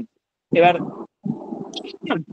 Nomination পাওয়ার পরে ও, এই কাজগুলো করবেন, কি করবেন, ensure that the outgoing auditor removal or resignation have been properly conducted. এটা নিশ্চিত করা যে আউটগোয়িং অডিটরের রিমুভাল এবং রেজিগনেশন, মানে যারা আগে আসিল তাদেরকে সঠিকভাবে সকল কিছু মাইনা তারপর তাদেরকে বাদ দেওয়া হয়েছে, ঠিক আছে। এখন মানে বিষয়টা এমন যে পরিমণি যখন রাজকে বাদ দিছে, কোন ফর্মাল জিনিসপত্র বাদ দেওয়ার পরে তারপরে গিয়া আরেকজনে পরিমণির সাথে রিলেশনে জয়েন হয়েছে, বাস্তবে কি এটা হয়েছে? না, এই আপনি কেমনে জানেন, না বলছেন কেন, এটা কি ঠিক হয়েছে আপনার বলা? আবার না কিছু, ওটা তো বলাই আমি লাগবে। তো প্রশ্ন জিজ্ঞেসি, আপনি না বলবেন কেন? আপনি কি খোঁজ নিছেন? না ভাই। খোঁজ নিছেন আপনি? তাইলে তো এখন আপনি কাউরে আন্দাজে ইয়েস নো বলতে পারবেন না। আপনাকে যেহেতু আপনি প্রফেশনাল সেক্টরে আসছেন, সবকিছু আপনি বলবেন যে ভাইয়া এটা আমাকে জেনে বলতে হবে। জেনে বলতে কি হবে। বলবেন আপনি? এটা আপনাকে জেনে বলতে হবে, এটা আপনি টুস করি হ্যাঁ না বলে দিতে পারবেন না। এবার হচ্ছে ensure that the new auditor appointment is valid. এটা নিশ্চিত করতে হবে যে যে নতুন অ্যাপয়েন্টমেন্ট হিসেবে যে আছে, মানে নতুন জামাই, তারটা ভ্যালিড হইছে। এরপরে set up and submit the letter of engagement. এবার সেট আপ করবেন এবং সেটাকে সাবমিট করবেন লেটার অফ এঙ্গেজমেন্ট, মানে হচ্ছে engagement letter to the director of the company. Director of the কোম্পানির কাছে এঙ্গেজমেন্ট লেটার দিবেন। তাহলে এঙ্গেজমেন্ট লেটার কে কারা দেয়? অডিটর দেয় হচ্ছে ক্লায়েন্টকে। কোম্পানির ক্লায়েন্টকে। অডিটর দেয় ক্লায়েন্টকে, ম্যানেজিং ডিরেক্টর বরাবর দেয়। কেমন? এবার হচ্ছে কি, where the outgoing auditor have fees still owing by the client, যদি এমন হয় যে আগের অডিটরের টাকা এখনো দেনো, the new auditor need not decline the appointment solely for this reason। তো টাকা দেনো দিতনো কি কইছে? দিতনো বলা নাই তো, তাই না? দেয় নাই আর কি, দেয় নাই, সামনে দিয়ে দিবে। তো দেয় নাই দেখে এর টাকা দেয় নাই, এখন আমি তাইলে অডিট নিমু না, যদি আমি এটা চিন্তা করি তাইলে তো ভাই দেখা যাবো যে অন্য কেউ অডিট নিয়ে দেবো, তাই না? বুঝছেন? ক্লিয়ার? ক্লিয়ার। এবার হচ্ছে কি, once new appointment has taken place, যখন নতুন অ্যাপয়েন্টমেন্টটা করা হবে, the new auditor should obtain all books and papers which belongs to the client from the outgoing auditor। তার মানে আউটগোয়িং অডিটর কাছে যে জিনিসগুলো আছে ক্লায়েন্টের, যেগুলা ক্লায়েন্টের সম্পত্তি, এগুলা সে তার থেকে বুঝে নিবে। The outgoing auditor should ensure that all such, outgoing auditor নিশ্চিত করবে যে all such documents are transferred properly, অর্থাৎ সকল ডকুমেন্টস ঠিক মতো ট্রান্সফার করা হয়েছে। Unless they have a lien, কিছু জায়গায় যদি লিয়েন থাকে ওইগুলা ট্রান্সফার করবে না। লিয়েন কাকে বলে? এমন কিছু ডকুমেন্টস থাকতে পারে যেটার মালিকানায় অডিটর থাকে এবং সে চাইলে এই জিনিসটা তার কাছে সারা জীবন রেখে দিতে পারে, এটা আগে থেকে বলা থাকে। ওই সকল জিনিসপত্রগুলার বেলায় ওইটাকে লিয়েন বলে। ঠিক আছে? যেমন হ্যালো, যেমন যেমন হয়েছে ধরেন, বলতেছি যেমন হয়েছে ধরেন আপনি কোন একটা আলাদা করে কোন একটা রিপোর্টিং দিছেন, আপনাকে ধরেন অডিটর হিসেবে নিয়োগ দিছে কিসের জন্য? কোন জিনিস দেওয়ার জন্য? অডিট করার অডিট জন্য। ওপিনিয়ন, তাই না? অডিট ওপিনিয়ন দিবেন, অডিট করা মানে তো অডিট করে ওপিনিয়ন দিবেন, তাই না? জি জি অডিট রিপোর্ট দিবেন, এটাই তো না? এখন অডিট রিপোর্টের বাইরে নতুন করে কোন একটা কিছু যেটা আপনি নিজ থেকে দিচ্ছেন, এটার জন্য আপনার তার সাথে এঙ্গেজমেন্ট হয় নাই, তাহলে ওই জিনিসের মালিকানায় কে আছে? আমি। আপনি আছেন, কারণ এটার জন্য তো এঙ্গেজমেন্ট হয় নাই, তাই না? ধরেন একটা কথা, আপনি আমার এখানে পড়তে আসছেন, কি পড়তে আসছেন? অ্যাসুরেন্স পড়তে আসছেন। এখন আমি আপনারে অ্যাসুরেন্স পড়ার সাথে কিভাবে করে, আপনি কি বিবাহিত? শাহাদাত হোসেন শাফিন, না না বিবাহিত? ভাই, মাত্র অনার্স কমপ্লিট। আচ্ছা, ওকে। এখন ধরেন তো কি এমন ভাবে কয় মনে হয় যেন অনার্স কমপ্লিট করে কেউ বিয়ে করতে পারে না। তো দেখেন, তো এখন ধরেন আমি আপনারা অ্যাসুরেন্স কোর্সের পাশাপাশি আরেকটা কোর্স শিখাইলাম, সেটা কি? সেটা হচ্ছে হাউ টু, কি ধরেন হাউ টু, মানে ভালো চুজ করে কথা এনিওয়ান। বলা কর। আচ্ছা, ওই যে ভালো করে কথা বলা, ওই একজন কইছে। ধরেন এটা ধরেন, এটার যে ডকুমেন্ট জেনারেট করা, এটা কি আমি আপনারা দিতে বাধ্য না, কারণ এটা তো আমি আপনারা বোনাস দিছি, তাই না? জি। এখন এটা তো আপনি যদি বলেন যে না ভাই এটা আমারে দিতে হইব, তাহলে তো আমি এটা দিতাম না, দিব না? হুম, তো এখানেও না। সেম জিনিস, যে এখানে আমার এঙ্গেজমেন্টের বাইরে যদি কোনো কিছু আমি নিজে থেকে করে থাকি, ওইটা আমার লিয়েন হিসেবে থাকতে পারে, যেটা আমি কাউকে দিতে পারতো না। তখন ওই জিনিসটা বাদে বাকি জিনিসগুলা আপনি দিয়ে দিবেন, ওইটা আপনার কাছে রাখে দিবেন। ও, ক্লিয়ার? জি ভাই। হুম। এই যে লিয়েন মানে কি, এটা দেখাচ্ছে, দেখেন, a legal right to hold on to them. ঠিক আছে? এবং এটা আপনি কিভাবে রাখিয়ে দিতে পারেন? Because of unpaid fees. ওই যে হাতে টাকা দেন, এই কারণে আপনি এটা তারা দিতেন না। যদি টাকা দেয় তাহলে দিতে পারেন। তবে কিছু তথ্য আছে, যেমন ধরেন আমি আপনার তথ্য দিয়ে আপনার জন্য জিনিস বানাইছি, আপনার তথ্য দিয়ে, তাহলে ওই তথ্যের মালিক কে? আপনিই তো, না? কারণ এখানে আপনার তথ্য আছে। এখন আমি যদি কই যে আপনার দিতেন না, তাহলে তো হইতো না। তো এখন এই জিনিসগুলো আটকে রাখতে পারি কেন? ধরেন আপনি টাকা দেন না, আগে টাকা দিবেন, তারপর এটা নিয়ে যাবেন, শেষ।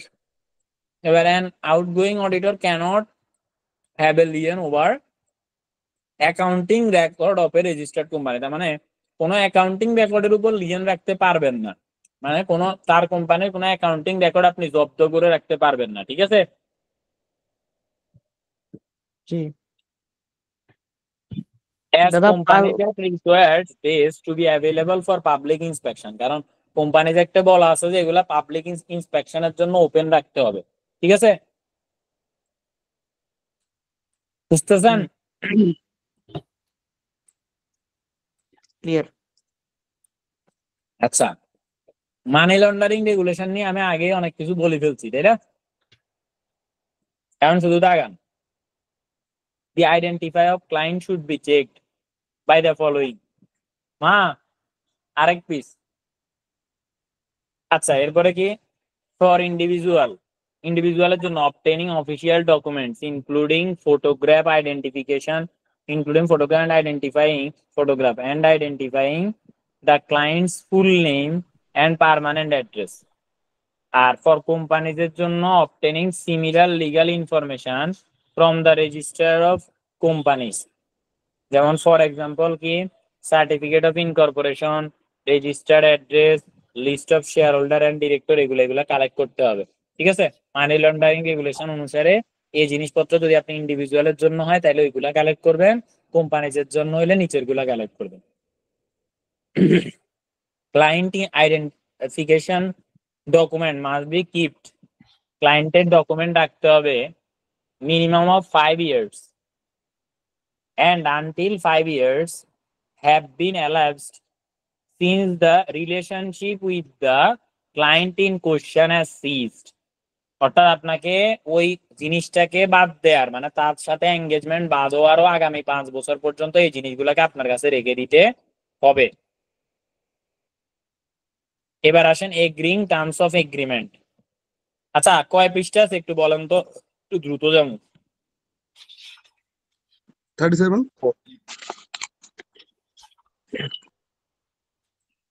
দেখেন, an চার engagement page. letter should be, আচ্ছা ওকে, আমরা একটু দ্রুত যাবো, একটু মন দেন কেমন? An engagement letter should be sent to all client to clarify the terms of engagement। অর্থাৎ টার্মস অফ এঙ্গেজমেন্টটাকে বোঝার জন্য সব মানে ক্লায়েন্টের কাছে এটা দিতে হইব, এঙ্গেজমেন্ট লেটার দিতে হইব। কে দিব? অডিটর দিব ক্লায়েন্টকে। Agreement of engagement, audit engagement terms must be in writing, সেটা অবশ্যই লিখিত হইতে হবে। It must include an explanation of the scope of audit, এখানে অবশ্যই অডিটের scope, limitation of an audit and এবং the responsibilities of auditor and those charge with governance, এবং অডিটরের রেসপন্সিবিলিটি ও দোজ চার্জ উইথ গভর্নেন্সের রেসপন্সিবিলিটিও থাকবে। It may content other information concerning practical details of the audit, অর্থাৎ আরো যে সকল ইনফরমেশন থাকার কথা সেগুলোও থাকবে। আচ্ছা, দোজ চার্জ উইথ গভর্নেন্স কি কেউ জিজ্ঞেস করেন নাই? আমিও তো দৌড়াইতেছি। আচ্ছা দেখেন, দোজ চার্জ উইথ গভর্নেন্স মানে হচ্ছে একটা কোম্পানির ম্যানেজমেন্টের উপরের স্তরের ব্যক্তিবর্গ, ঠিক আছে, যারা কিনা প্রতিষ্ঠানের নীতি নির্ধারণের ক্ষেত্রে ভূমিকা পালন করে। ক্লিয়ার? মনে থাকবো? ক্লিয়ার। এবার আসুন, the purpose of an engagement letter is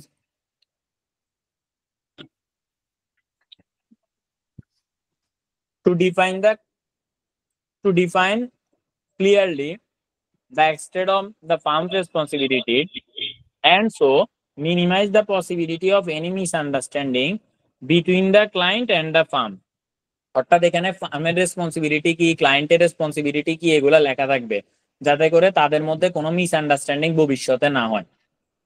Provide written confirmation of the firm's acceptance of appointment, তার মানে ফার্ম যে এটাকে অ্যাকসেপ্ট করছে এটা রিটেনই জানাবে, রিটেন কনফার্মেশন দিয়ে জানাবে হ্যাঁ আমরা এটাকে অ্যাকসেপ্ট করছি। The scope of the engagement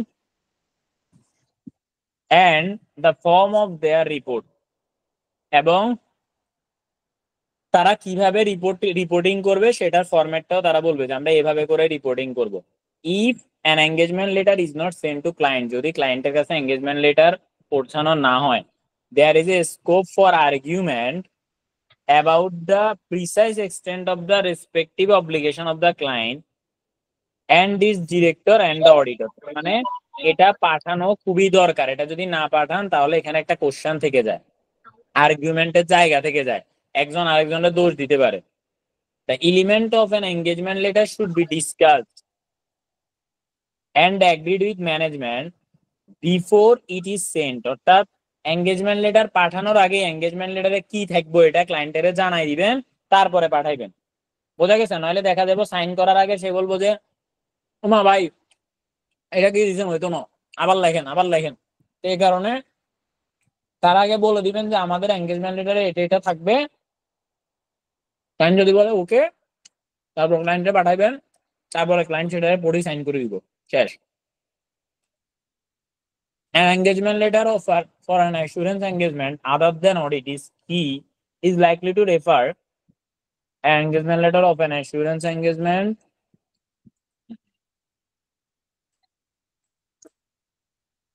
other than audit ছাড়া is likely to refer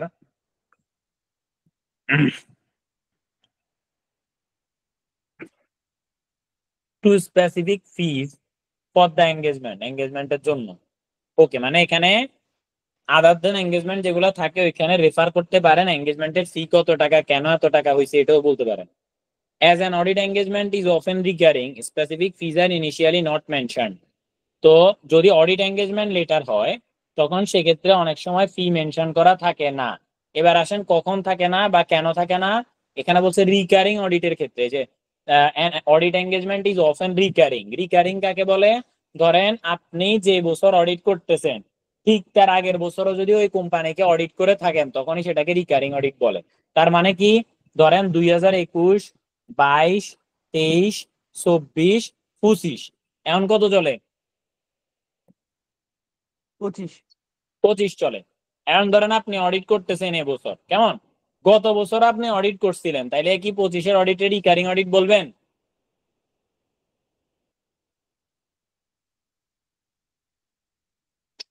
কথা বলেন না, শেষ করতে হবো তো। ভাই বুঝি না, আরেকবার বলেন। আমি রিকারিং বলছি অডিটটা যে ম্যাচ করে। 25 সালে আপনি অডিট করতেছেন, জি 24-এও আপনি এই কোম্পানিতে অডিট করছেন, তাহলে 25-এর অডিটকে কি আপনি রিকারিং অডিট বলবেন? জি তার মানে আমি যে বছর অডিট করতেছি তার ঠিক আগের বছরে আমি যদি অডিট করে থাকি সেটাকে আমি রিকারিং অডিট বলবো। এবার ধরেন আপনি 23-এ অডিট করেন নাই, 21-এও অডিট করছেন, 22-এও আপনি অডিট করছেন, 23-এ করেন নাই, 24-এ অডিট করছেন। এখন 24-এ যে আপনি অডিট করতেছেন তখন কি এটাকে আপনি রিকারিং অডিট বলবেন? না, 23 তো না। বলি নাই। তার মানে রিকারিং অডিট বলতে হলে অবশ্যই তার থেকে আগের বছর আপনার ওই কোম্পানিতে অডিটর হিসেবে থাকতে হবে। ক্লিয়ার? জি ভাই। আমি কি বুঝাইতে পারছি? ওকে, ক্লিয়ার। মুছে ফেললাম।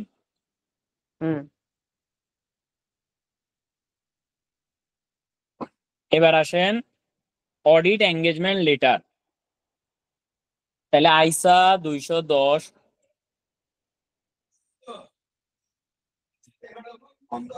agreeing the terms of audit engagement requires that the auditor and the client agree on terms of engagement. Auditor এবং client টার্মস অফ এঙ্গেজমেন্টটাকে এগ্রি করবে, মানে যেটার উপর ভিত্তি করে এঙ্গেজমেন্টটা পরিচালিত হবে ওইগুলাকে টার্মস অফ এঙ্গেজমেন্ট বলে। তো এটা দুইজনেরই এগ্রি হওয়া দরকার, ঠিক আছে? এবার হচ্ছে the agreed terms must be in writing and the usual form would be a letter of engagement. ওই টার্মস অফ এঙ্গেজমেন্টটারে মূলত লিখিত আকারে যখন প্রকাশ করা হয় সেটাকে লেটার অফ এঙ্গেজমেন্ট বা অডিট এঙ্গেজমেন্ট লেটার বলে। The following items shall be included in the engagement letter. তাহলে এঙ্গেজমেন্ট লেটারের নিচে এগুলো থাকবো, কি থাকবো? Objective and scope of audit, objective of audit, scope of audit, auditor responsibility, reporting framework, ম্যানেজমেন্টের রেসপন্সিবিলিটি, যদি কোনো আনরেস্ট্রিক্টেড অ্যাক্সেস থাকে সেটা, তারপর হচ্ছে the form of any report of result of the engagement, যদি ওই এঙ্গেজমেন্টের রেজাল্ট কোন ফর্মে দিবে সেটা বলা থাকে, ঠিক আছে? এগুলা সব কোথায় বলা থাকবে?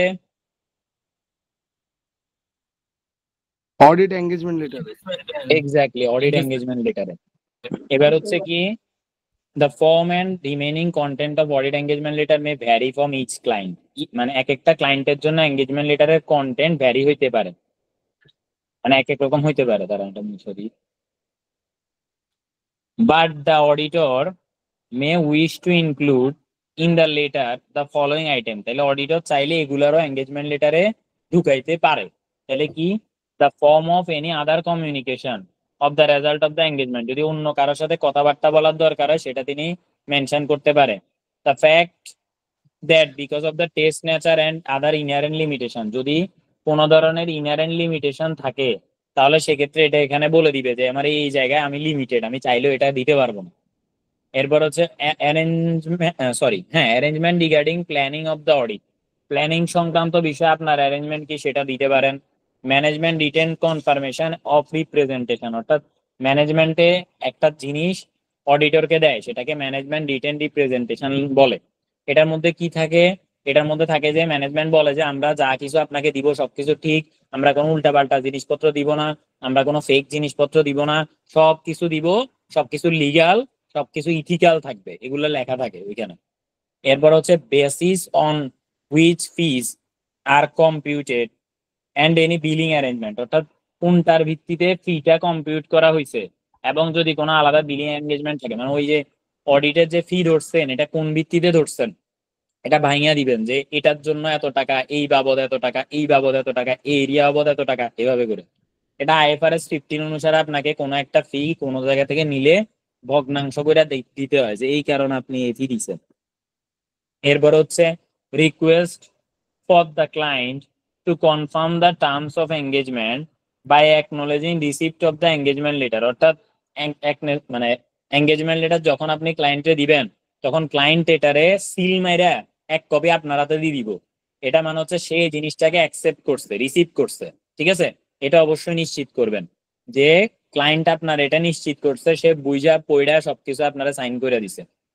এবার হচ্ছে when relevant the following point could also be made, মানে নিচের এগুলোও থাকতে পারে কি, arrangement concerning involvement of other audit and expert, যদি কোনো কারণে অন্য কাউকে বাইরের থেকে আনার দরকার হয় তাহলে সেক্ষেত্রে সেটাও আপনি এখানে লিখবেন। ধরেন আপনি একটা আইটি কোম্পানিতে অডিট করতে গেছেন, আর আপনি তো চার্টার্ড অ্যাকাউন্টেন্ট, আপনি কি আইটির সবকিছু বুঝেন? না, না, তাহলে যে ব্যক্তি আইটির বুঝে এরকম একজন আপনার নিয়ে যেতে হইব না, হইব? আপনি গেছেন ধরেন কোন জি একটা ভাই। গাড়ি কোম্পানির অ্যাসেট ভ্যালুয়েশন করতে, আপনি তো জানেন না একটা গাড়ি কি ভালো আছে না খারাপ আছে, আপনি গাড়ি চালাইতে পারেন না, আপনি গাড়ি ভালো খারাপ কেমনে বুঝবেন? তো যে গাড়ির বিষয়ে এক্সপার্ট তারা আপনি নিয়ে যাবেন না। মেকানিক্যাল ইঞ্জিনিয়ার, এই যে যারা আপনি ওই সেক্টরের যে এক্সপার্ট তাকে ইন্ডাস্ট্রি এক্সপার্ট বলে, কি বলে? ইন্ডাস্ট্রি এক্সপার্ট, ইন্ডাস্ট্রি এক্সপার্ট, জোরে বলেন কি বলে? Industry industry expert. তাহলে এই ইন্ডাস্ট্রি এক্সপার্ট আমি যদি ঘরে লইয়া যাই তো এটা তো আমি বাইরের লোক নিয়ে যেতেছি, সে তাহলে ওই ভিতরের অনেক ইনফরমেশন জানা যাবে না কোম্পানি সম্পর্কে, জানবো নি? হ্যাঁ, তো আমি আগে ওই ইন্ডাস্ট্রি এক্সপার্টের লগে একটা এগ্রিমেন্ট করবো, কনফিডেন্সিয়ালিটি এগ্রিমেন্ট বলে এটাকে, যাতে করে আমি যে তারে নিয়ে যাইতেছি সে যেন বাইরের কোনো কিছু লিক না করে ওই কোম্পানির। এই গেল একটা। আবার হইলো আমি যে তারা নিতেছি এটা আবার আমার ক্লায়েন্টও জানাইতে বলছে আমি বাইরে একজনরা নিতেছি, এটার আমি কনফিডেন্সিয়ালিটি এগ্রিমেন্ট সাইন করে আনতেছি, সে বাইরে কিছু জানাইবো না। তো এই জিনিসটাও কোথায় থাকতে হবে, যদি তারা নেওয়ার দরকার হয় তাহলে সেটা এঙ্গেজমেন্ট লেটারে উল্লেখ থাকতে হবে যে আমরা এরকম বাইরের একজনরা আনুন। Arrangement concerning the involvement of internal auditor, এবার যদি ওই কোম্পানিতে আগে থেকে কোনো অডিটর তারা থাকে তাদেরকে ইন্টারনাল অডিটর বলে। তো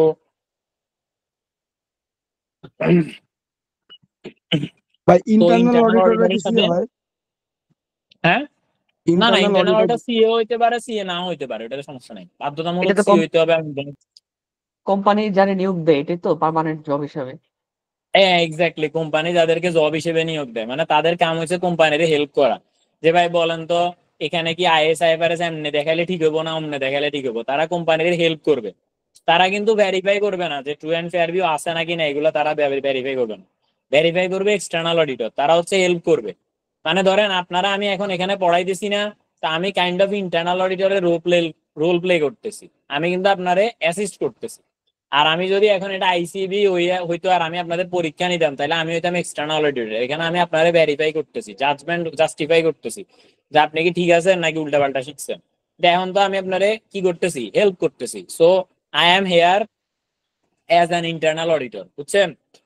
কাইন্ড অফ, এই এই পোস্ট গুলাতে বুঝছেন? তো ভাই সিসি হ্যাঁ, কমপ্লিট করা স্টুডেন্টের ইয়া বেশি না? কি বেশি দেন? হ্যাঁ, সিসি কমপ্লিট করা স্টুডেন্টদের অগ্রাধিকার বেশি না এই পোস্ট গুলাতে? না না না না না না। অগ্রাধিকার বেশি বলতে এখন চার্টার্ড অ্যাকাউন্টেন্টও আপনি রাখতে পারেন।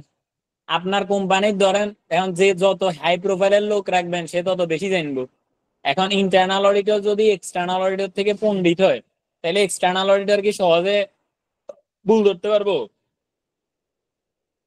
আচ্ছা, হ্যাঁ। পারবো না। তো তো আপনি যদি ওইখানে ভালো লোক বসান, তাহলে তো বাইরের জনরে আপনার তো এত মানে নিয়ে হেডেক নেওয়ার কিছু নাই, সেই আগে থেকে সবকিছু ঠিকঠাক করে রেখছে। ঠিক আছে, আপনি চুরি করলে সে ওই চুরির সুন্দর মতো পালিশিং দিয়ে রেখছে, যে ওইটা আরেকজন আসি ধরতে পারতো না। কিন্তু এখন আমাদের বাংলাদেশে এটা আসলে হয় না। কেন হয় না? টাকা বাংলাদেশে বেশি লাগে। ডিরেক্ট, না না, বাংলাদেশে ডিরেক্ট যে এক্সটার্নাল হিসেবে আসবে তারাই খাওয়াই দিবে, বুঝছেন নাই? আচ্ছা আচ্ছা, হ্যাঁ বুঝছেন হ্যাঁ, আপনি? তা আপনার কি তার থেকে হায়ার অথরিটি আলা লোক কোম্পানিতে রাখার দরকার আছে? ওদের তারে খাওয়াই দিলে কাজ হয়ে যায়। মানে আলটিমেটলি তো না। এগুলোই হয় আর কি। অনেকে করে আর কি, অনেকে করে, আমরা তো করি না। আমরা কি করবো, আমার কিছু তাহলে আছে? এই যে তাহলে ভাই হ্যাঁ অনেকে দেন। যে বলে সিসি করার পরে যে চাকরি পাওয়া যায় বা কম পাওয়া যায়, ওই হিসাবে আপনি কি বলেন? না না, একটা কথা মনে রাখবেন যে সিসিটিসির সাথে কোনো সম্পর্ক নাই। নিজেরে ডেভেলপ করেন, নিজের মধ্যে রিসোর্স রাখেন, যেখানে ইচ্ছা খাইতে পারবেন। বুঝতে পারছেন? আপনার চাকরি নিয়ে মাথা ব্যথা করতে হবে না। টাকা পয়সা এদিক থেকে ওদিক থেকে বিভিন্ন দিক থেকে আসবে। এখন যদি নিজের মধ্যে না থাকে, তাইলে কিছু থেকেই আসবে না, শেষ। তো আপনি নিজেকে ডেভেলপমেন্টের জন্য চিন্তা করেন, চাকরি অটোমেটিক আপনার কাছে আসবে। ঠিক আছে? দেখেন, হুম। Arrangement to be made with the predecessor auditor. এবার আহ, পূর্ববর্তী অডিটরের সাথে যদি কোনো অ্যারেঞ্জমেন্ট থেকে থাকে সেটা, মানে তাদের সাথে কি কথা বলবেন এগুলো। Any restriction of the auditor's liability, অডিটরের লাইবিলিটি সংক্রান্ত যদি কোনো ধরনের রেস্ট্রিকশন থাকে। তারপর হচ্ছে a reference to any further agreement between the auditor and the client, যদি কোনো ফার্দার এগ্রিমেন্টের দরকার হয় সেটার রেফারেন্সও এখানে থাকবে যদি দরকার হয়। Any obligation to provide audit working paper or to other party, অর্থাৎ অন্য কাউকে অডিট ওয়ার্ক পেপার শেয়ার করার ভিতরে যদি কোনো অব্লিগেশন থাকে। ঠিক আছে? অর্থাৎ আপনি এটা কাউরে শেয়ার করতে পারবেন না, এটা শুধু আমার আর আপনার মধ্যে থাকবো, এরকম কোনো বিষয় যদি থাকে। কেমন? এবার চলে আসেন, এখানে আর কিছু নাই। এবার সোজা এখানে কিছু লাইন আছে, আমরা সব মোটামুটি পড়ে ফেলছি। এখন শুধু দাগাইতে থাকেন, কেমন? দ্রুত দাগাইবেন, আমাদের এখনই শেষ হয়ে যাবে। In preparing financial statement you are required to, অর্থাৎ ইউ বলতে এখানে কে বুঝাইছে? এখানে ইউ মানে কি? এখানে ইউ মানে হচ্ছে ক্লায়েন্ট। এখানে ইউ মানে কে? ক্লায়েন্ট। ক্লায়েন্ট। ইউর পাশে ক্লায়েন্ট লেখেন।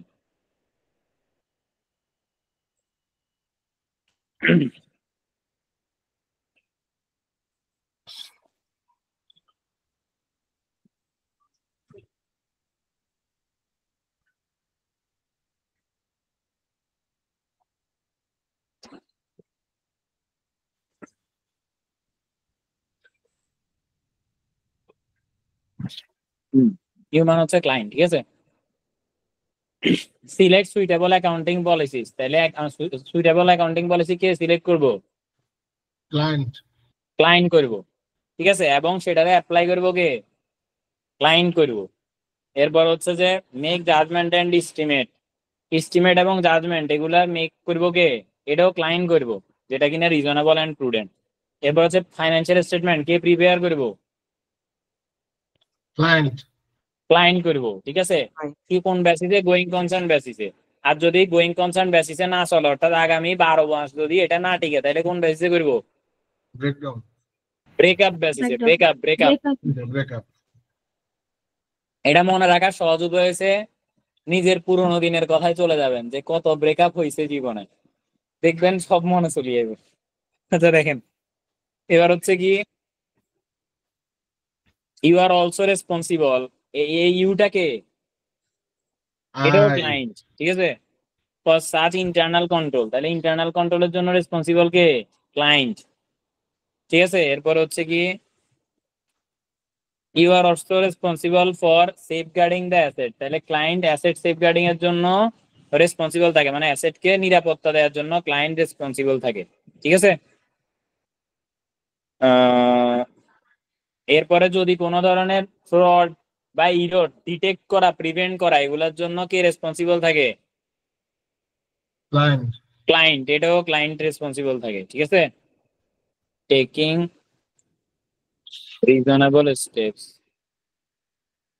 ওকে, এবার আসেন আওয়ার রেসপন্সিবিলিটি অ্যাজ অডিটর। তার মানে এখন কার কথা বলবো আমরা? অডিটরের কথা। অডিটর কি? We have the statutory responsibility to report the member as a to report to the member as a body. Member বলতে কার কথা বলা হয়েছে? বোর্ড। শেয়ার হোল্ডারের কথা। কার কথা? লেখেন এখানে মেম্বারের উপরে লেখেন শেয়ার হোল্ডার। মেম্বারের উপরে কি লিখবেন? শেয়ার হোল্ডার লিখবেন। এসেছে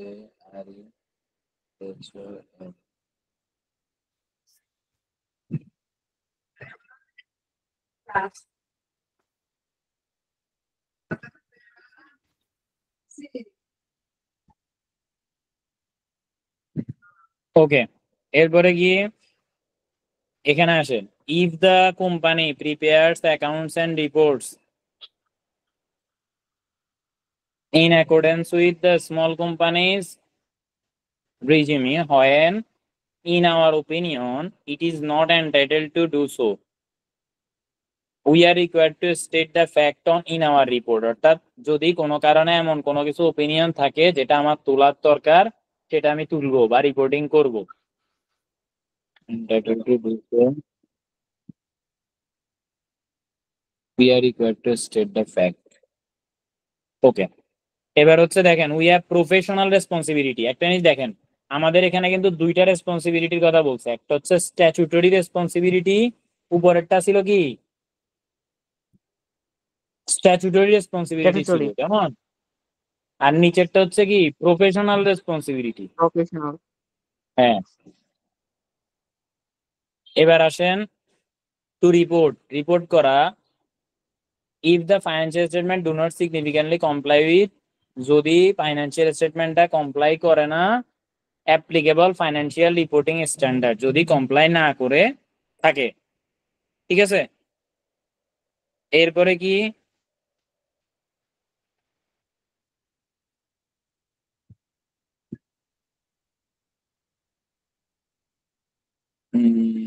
লাগবে না।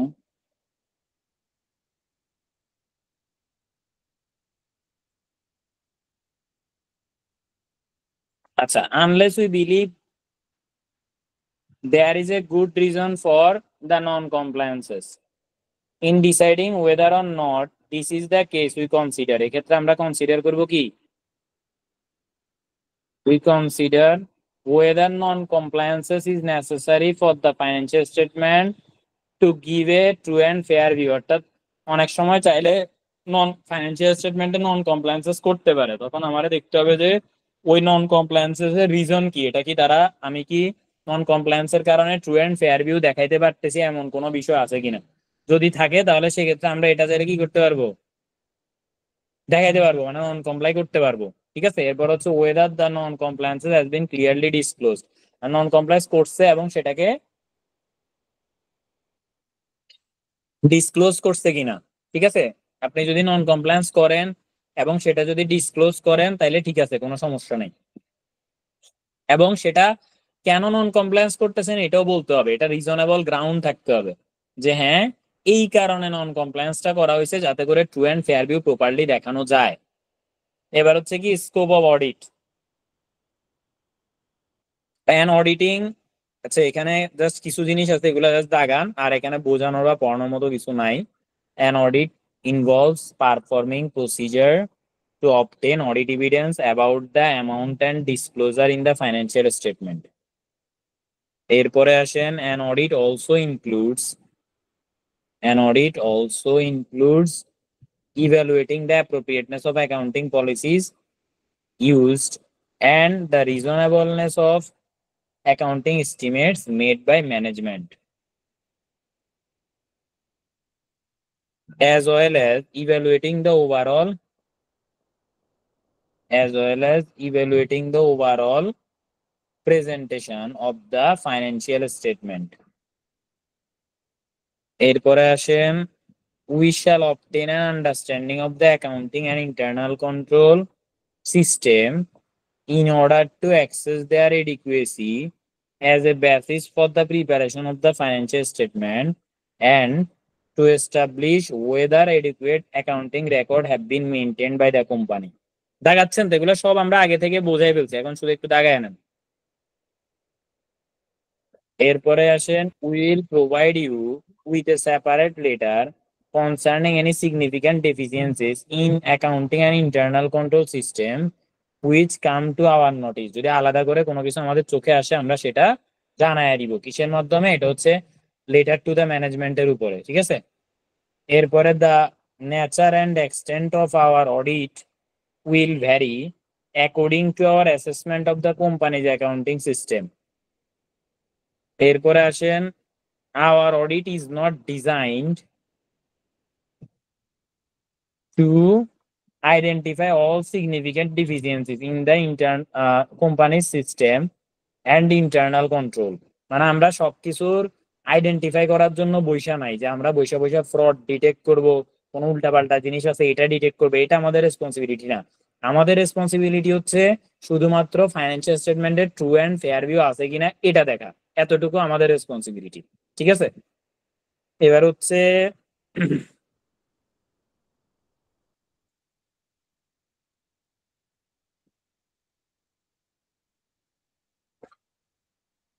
আচ্ছা, once we have issued our report, we have no further responsibility in relation to the financial statement for that financial year. আমরা একবার রিপোর্ট ইস্যু করে দিলে এর পরবর্তীতে ওই ফাইন্যান্সিয়াল ইয়ার নিয়ে আমাদের আর কোনো ধরনের রেসপন্সিবিলিটি নাই, ঠিক আছে। এরপর হচ্ছে we expect that you will inform us of any material event occurring between the date of our report and the financial statement are sent out in accordance with Companies Act. আপনার এখানে Companies Act এর হয়তো section আলাদা, আপনি ওই সেকশনটা দেখাবেন, ঠিক আছে। অর্থাৎ আমি রিপোর্টিং এর পর থেকে আপনার কাছে পাঠানো পর্যন্ত যদি কোনো কিছু থাকে যেটা কিনা ম্যাটেরিয়াল বলে আপনার মনে হয়, তাহলে এটা জানানো আপনার রেসপন্সিবিলিটি। আপনার মানে কার? অডিটর। ওই আপনার মানে হচ্ছে সরি ম্যানেজমেন্টের, ঠিক আছে। আমি কেমনে জানবো এদের কোম্পানিতে কি চলছে? আমি কি জানি? ধরেন আপনার ঘরে কি হয়েছে এটা আমি কেমনে জানবো? আপনি না আমারে জানাইবেন, তাই না? বুঝছেন? হ্যাঁ, কোম্পানি ম্যানেজমেন্ট, ঠিক আছে। ক্লিয়ার, ওকে। তাহলে এই হচ্ছে আমাদের আজকের ক্লাস। আমাদের নেক্সট ক্লাস IS 10 বলছে, IS in accordance with IS 10। হ্যাঁ হ্যাঁ, কি হইছে? বলছে in accordance with IS 10। আপনাদের এখানে IS 10 আছে, তাইলে যা আছে তা, ঠিক আছে। আপনাদের বইতে যেটা আছে ওইটা ক্লিয়ার। আর আরেকটা কথা হচ্ছে যে আমাদের সাথে যদি কেউ অ্যাসুরেন্সে জয়েন হতে চান, উপরে অ্যাসুরেন্সের পাশে যে নাম্বারটা দেওয়া আছে 01628989565, এই নাম্বারে যোগাযোগ করার অনুরোধ জানাচ্ছি। আর এখনই আমাদের এই লিংকে হচ্ছে অ্যাকাউন্টিং ক্লাসটা হবে, তাইলে এনজয় করতে পারেন। দাদা একটু ফার্স্ট পেজটা, ফার্স্ট পেজ এখন? হ্যাঁ একদম। আচ্ছা দাদা, আপনার তো শিডিউল একটু উলটপালট হইছে মেবি, না? কেন? এখন অ্যাকাউন্টিং ক্লাস তো, আজকে বৃহস্পতিবার না। এখন তো আপনার পিএল এর আইটি, এখন পিএল এর আইটি দেখেন আপনি রুটিনটা তাহলে বুঝতে পারবেন। আচ্ছা আমি একটু দেখি তো। 9:15 থেকে তো অ্যাকাউন্টিং আমাদের রুটিন। দাঁড়ান আমি একটু দেখি, দাঁড়ান। ও হ্যাঁ, আজকে কি বৃহস্পতিবার না? জি হ্যাঁ।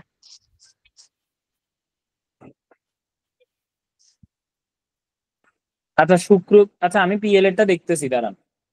ওকে দেন, তো আমরা আজকের মতো আমাদের এই চ্যাপ্টার 2 এর শেষ হলো। ভাই আপনি দাগাইছেন? তারিকুল ইসলাম ভাই। কতক্ষণ ব্রেক?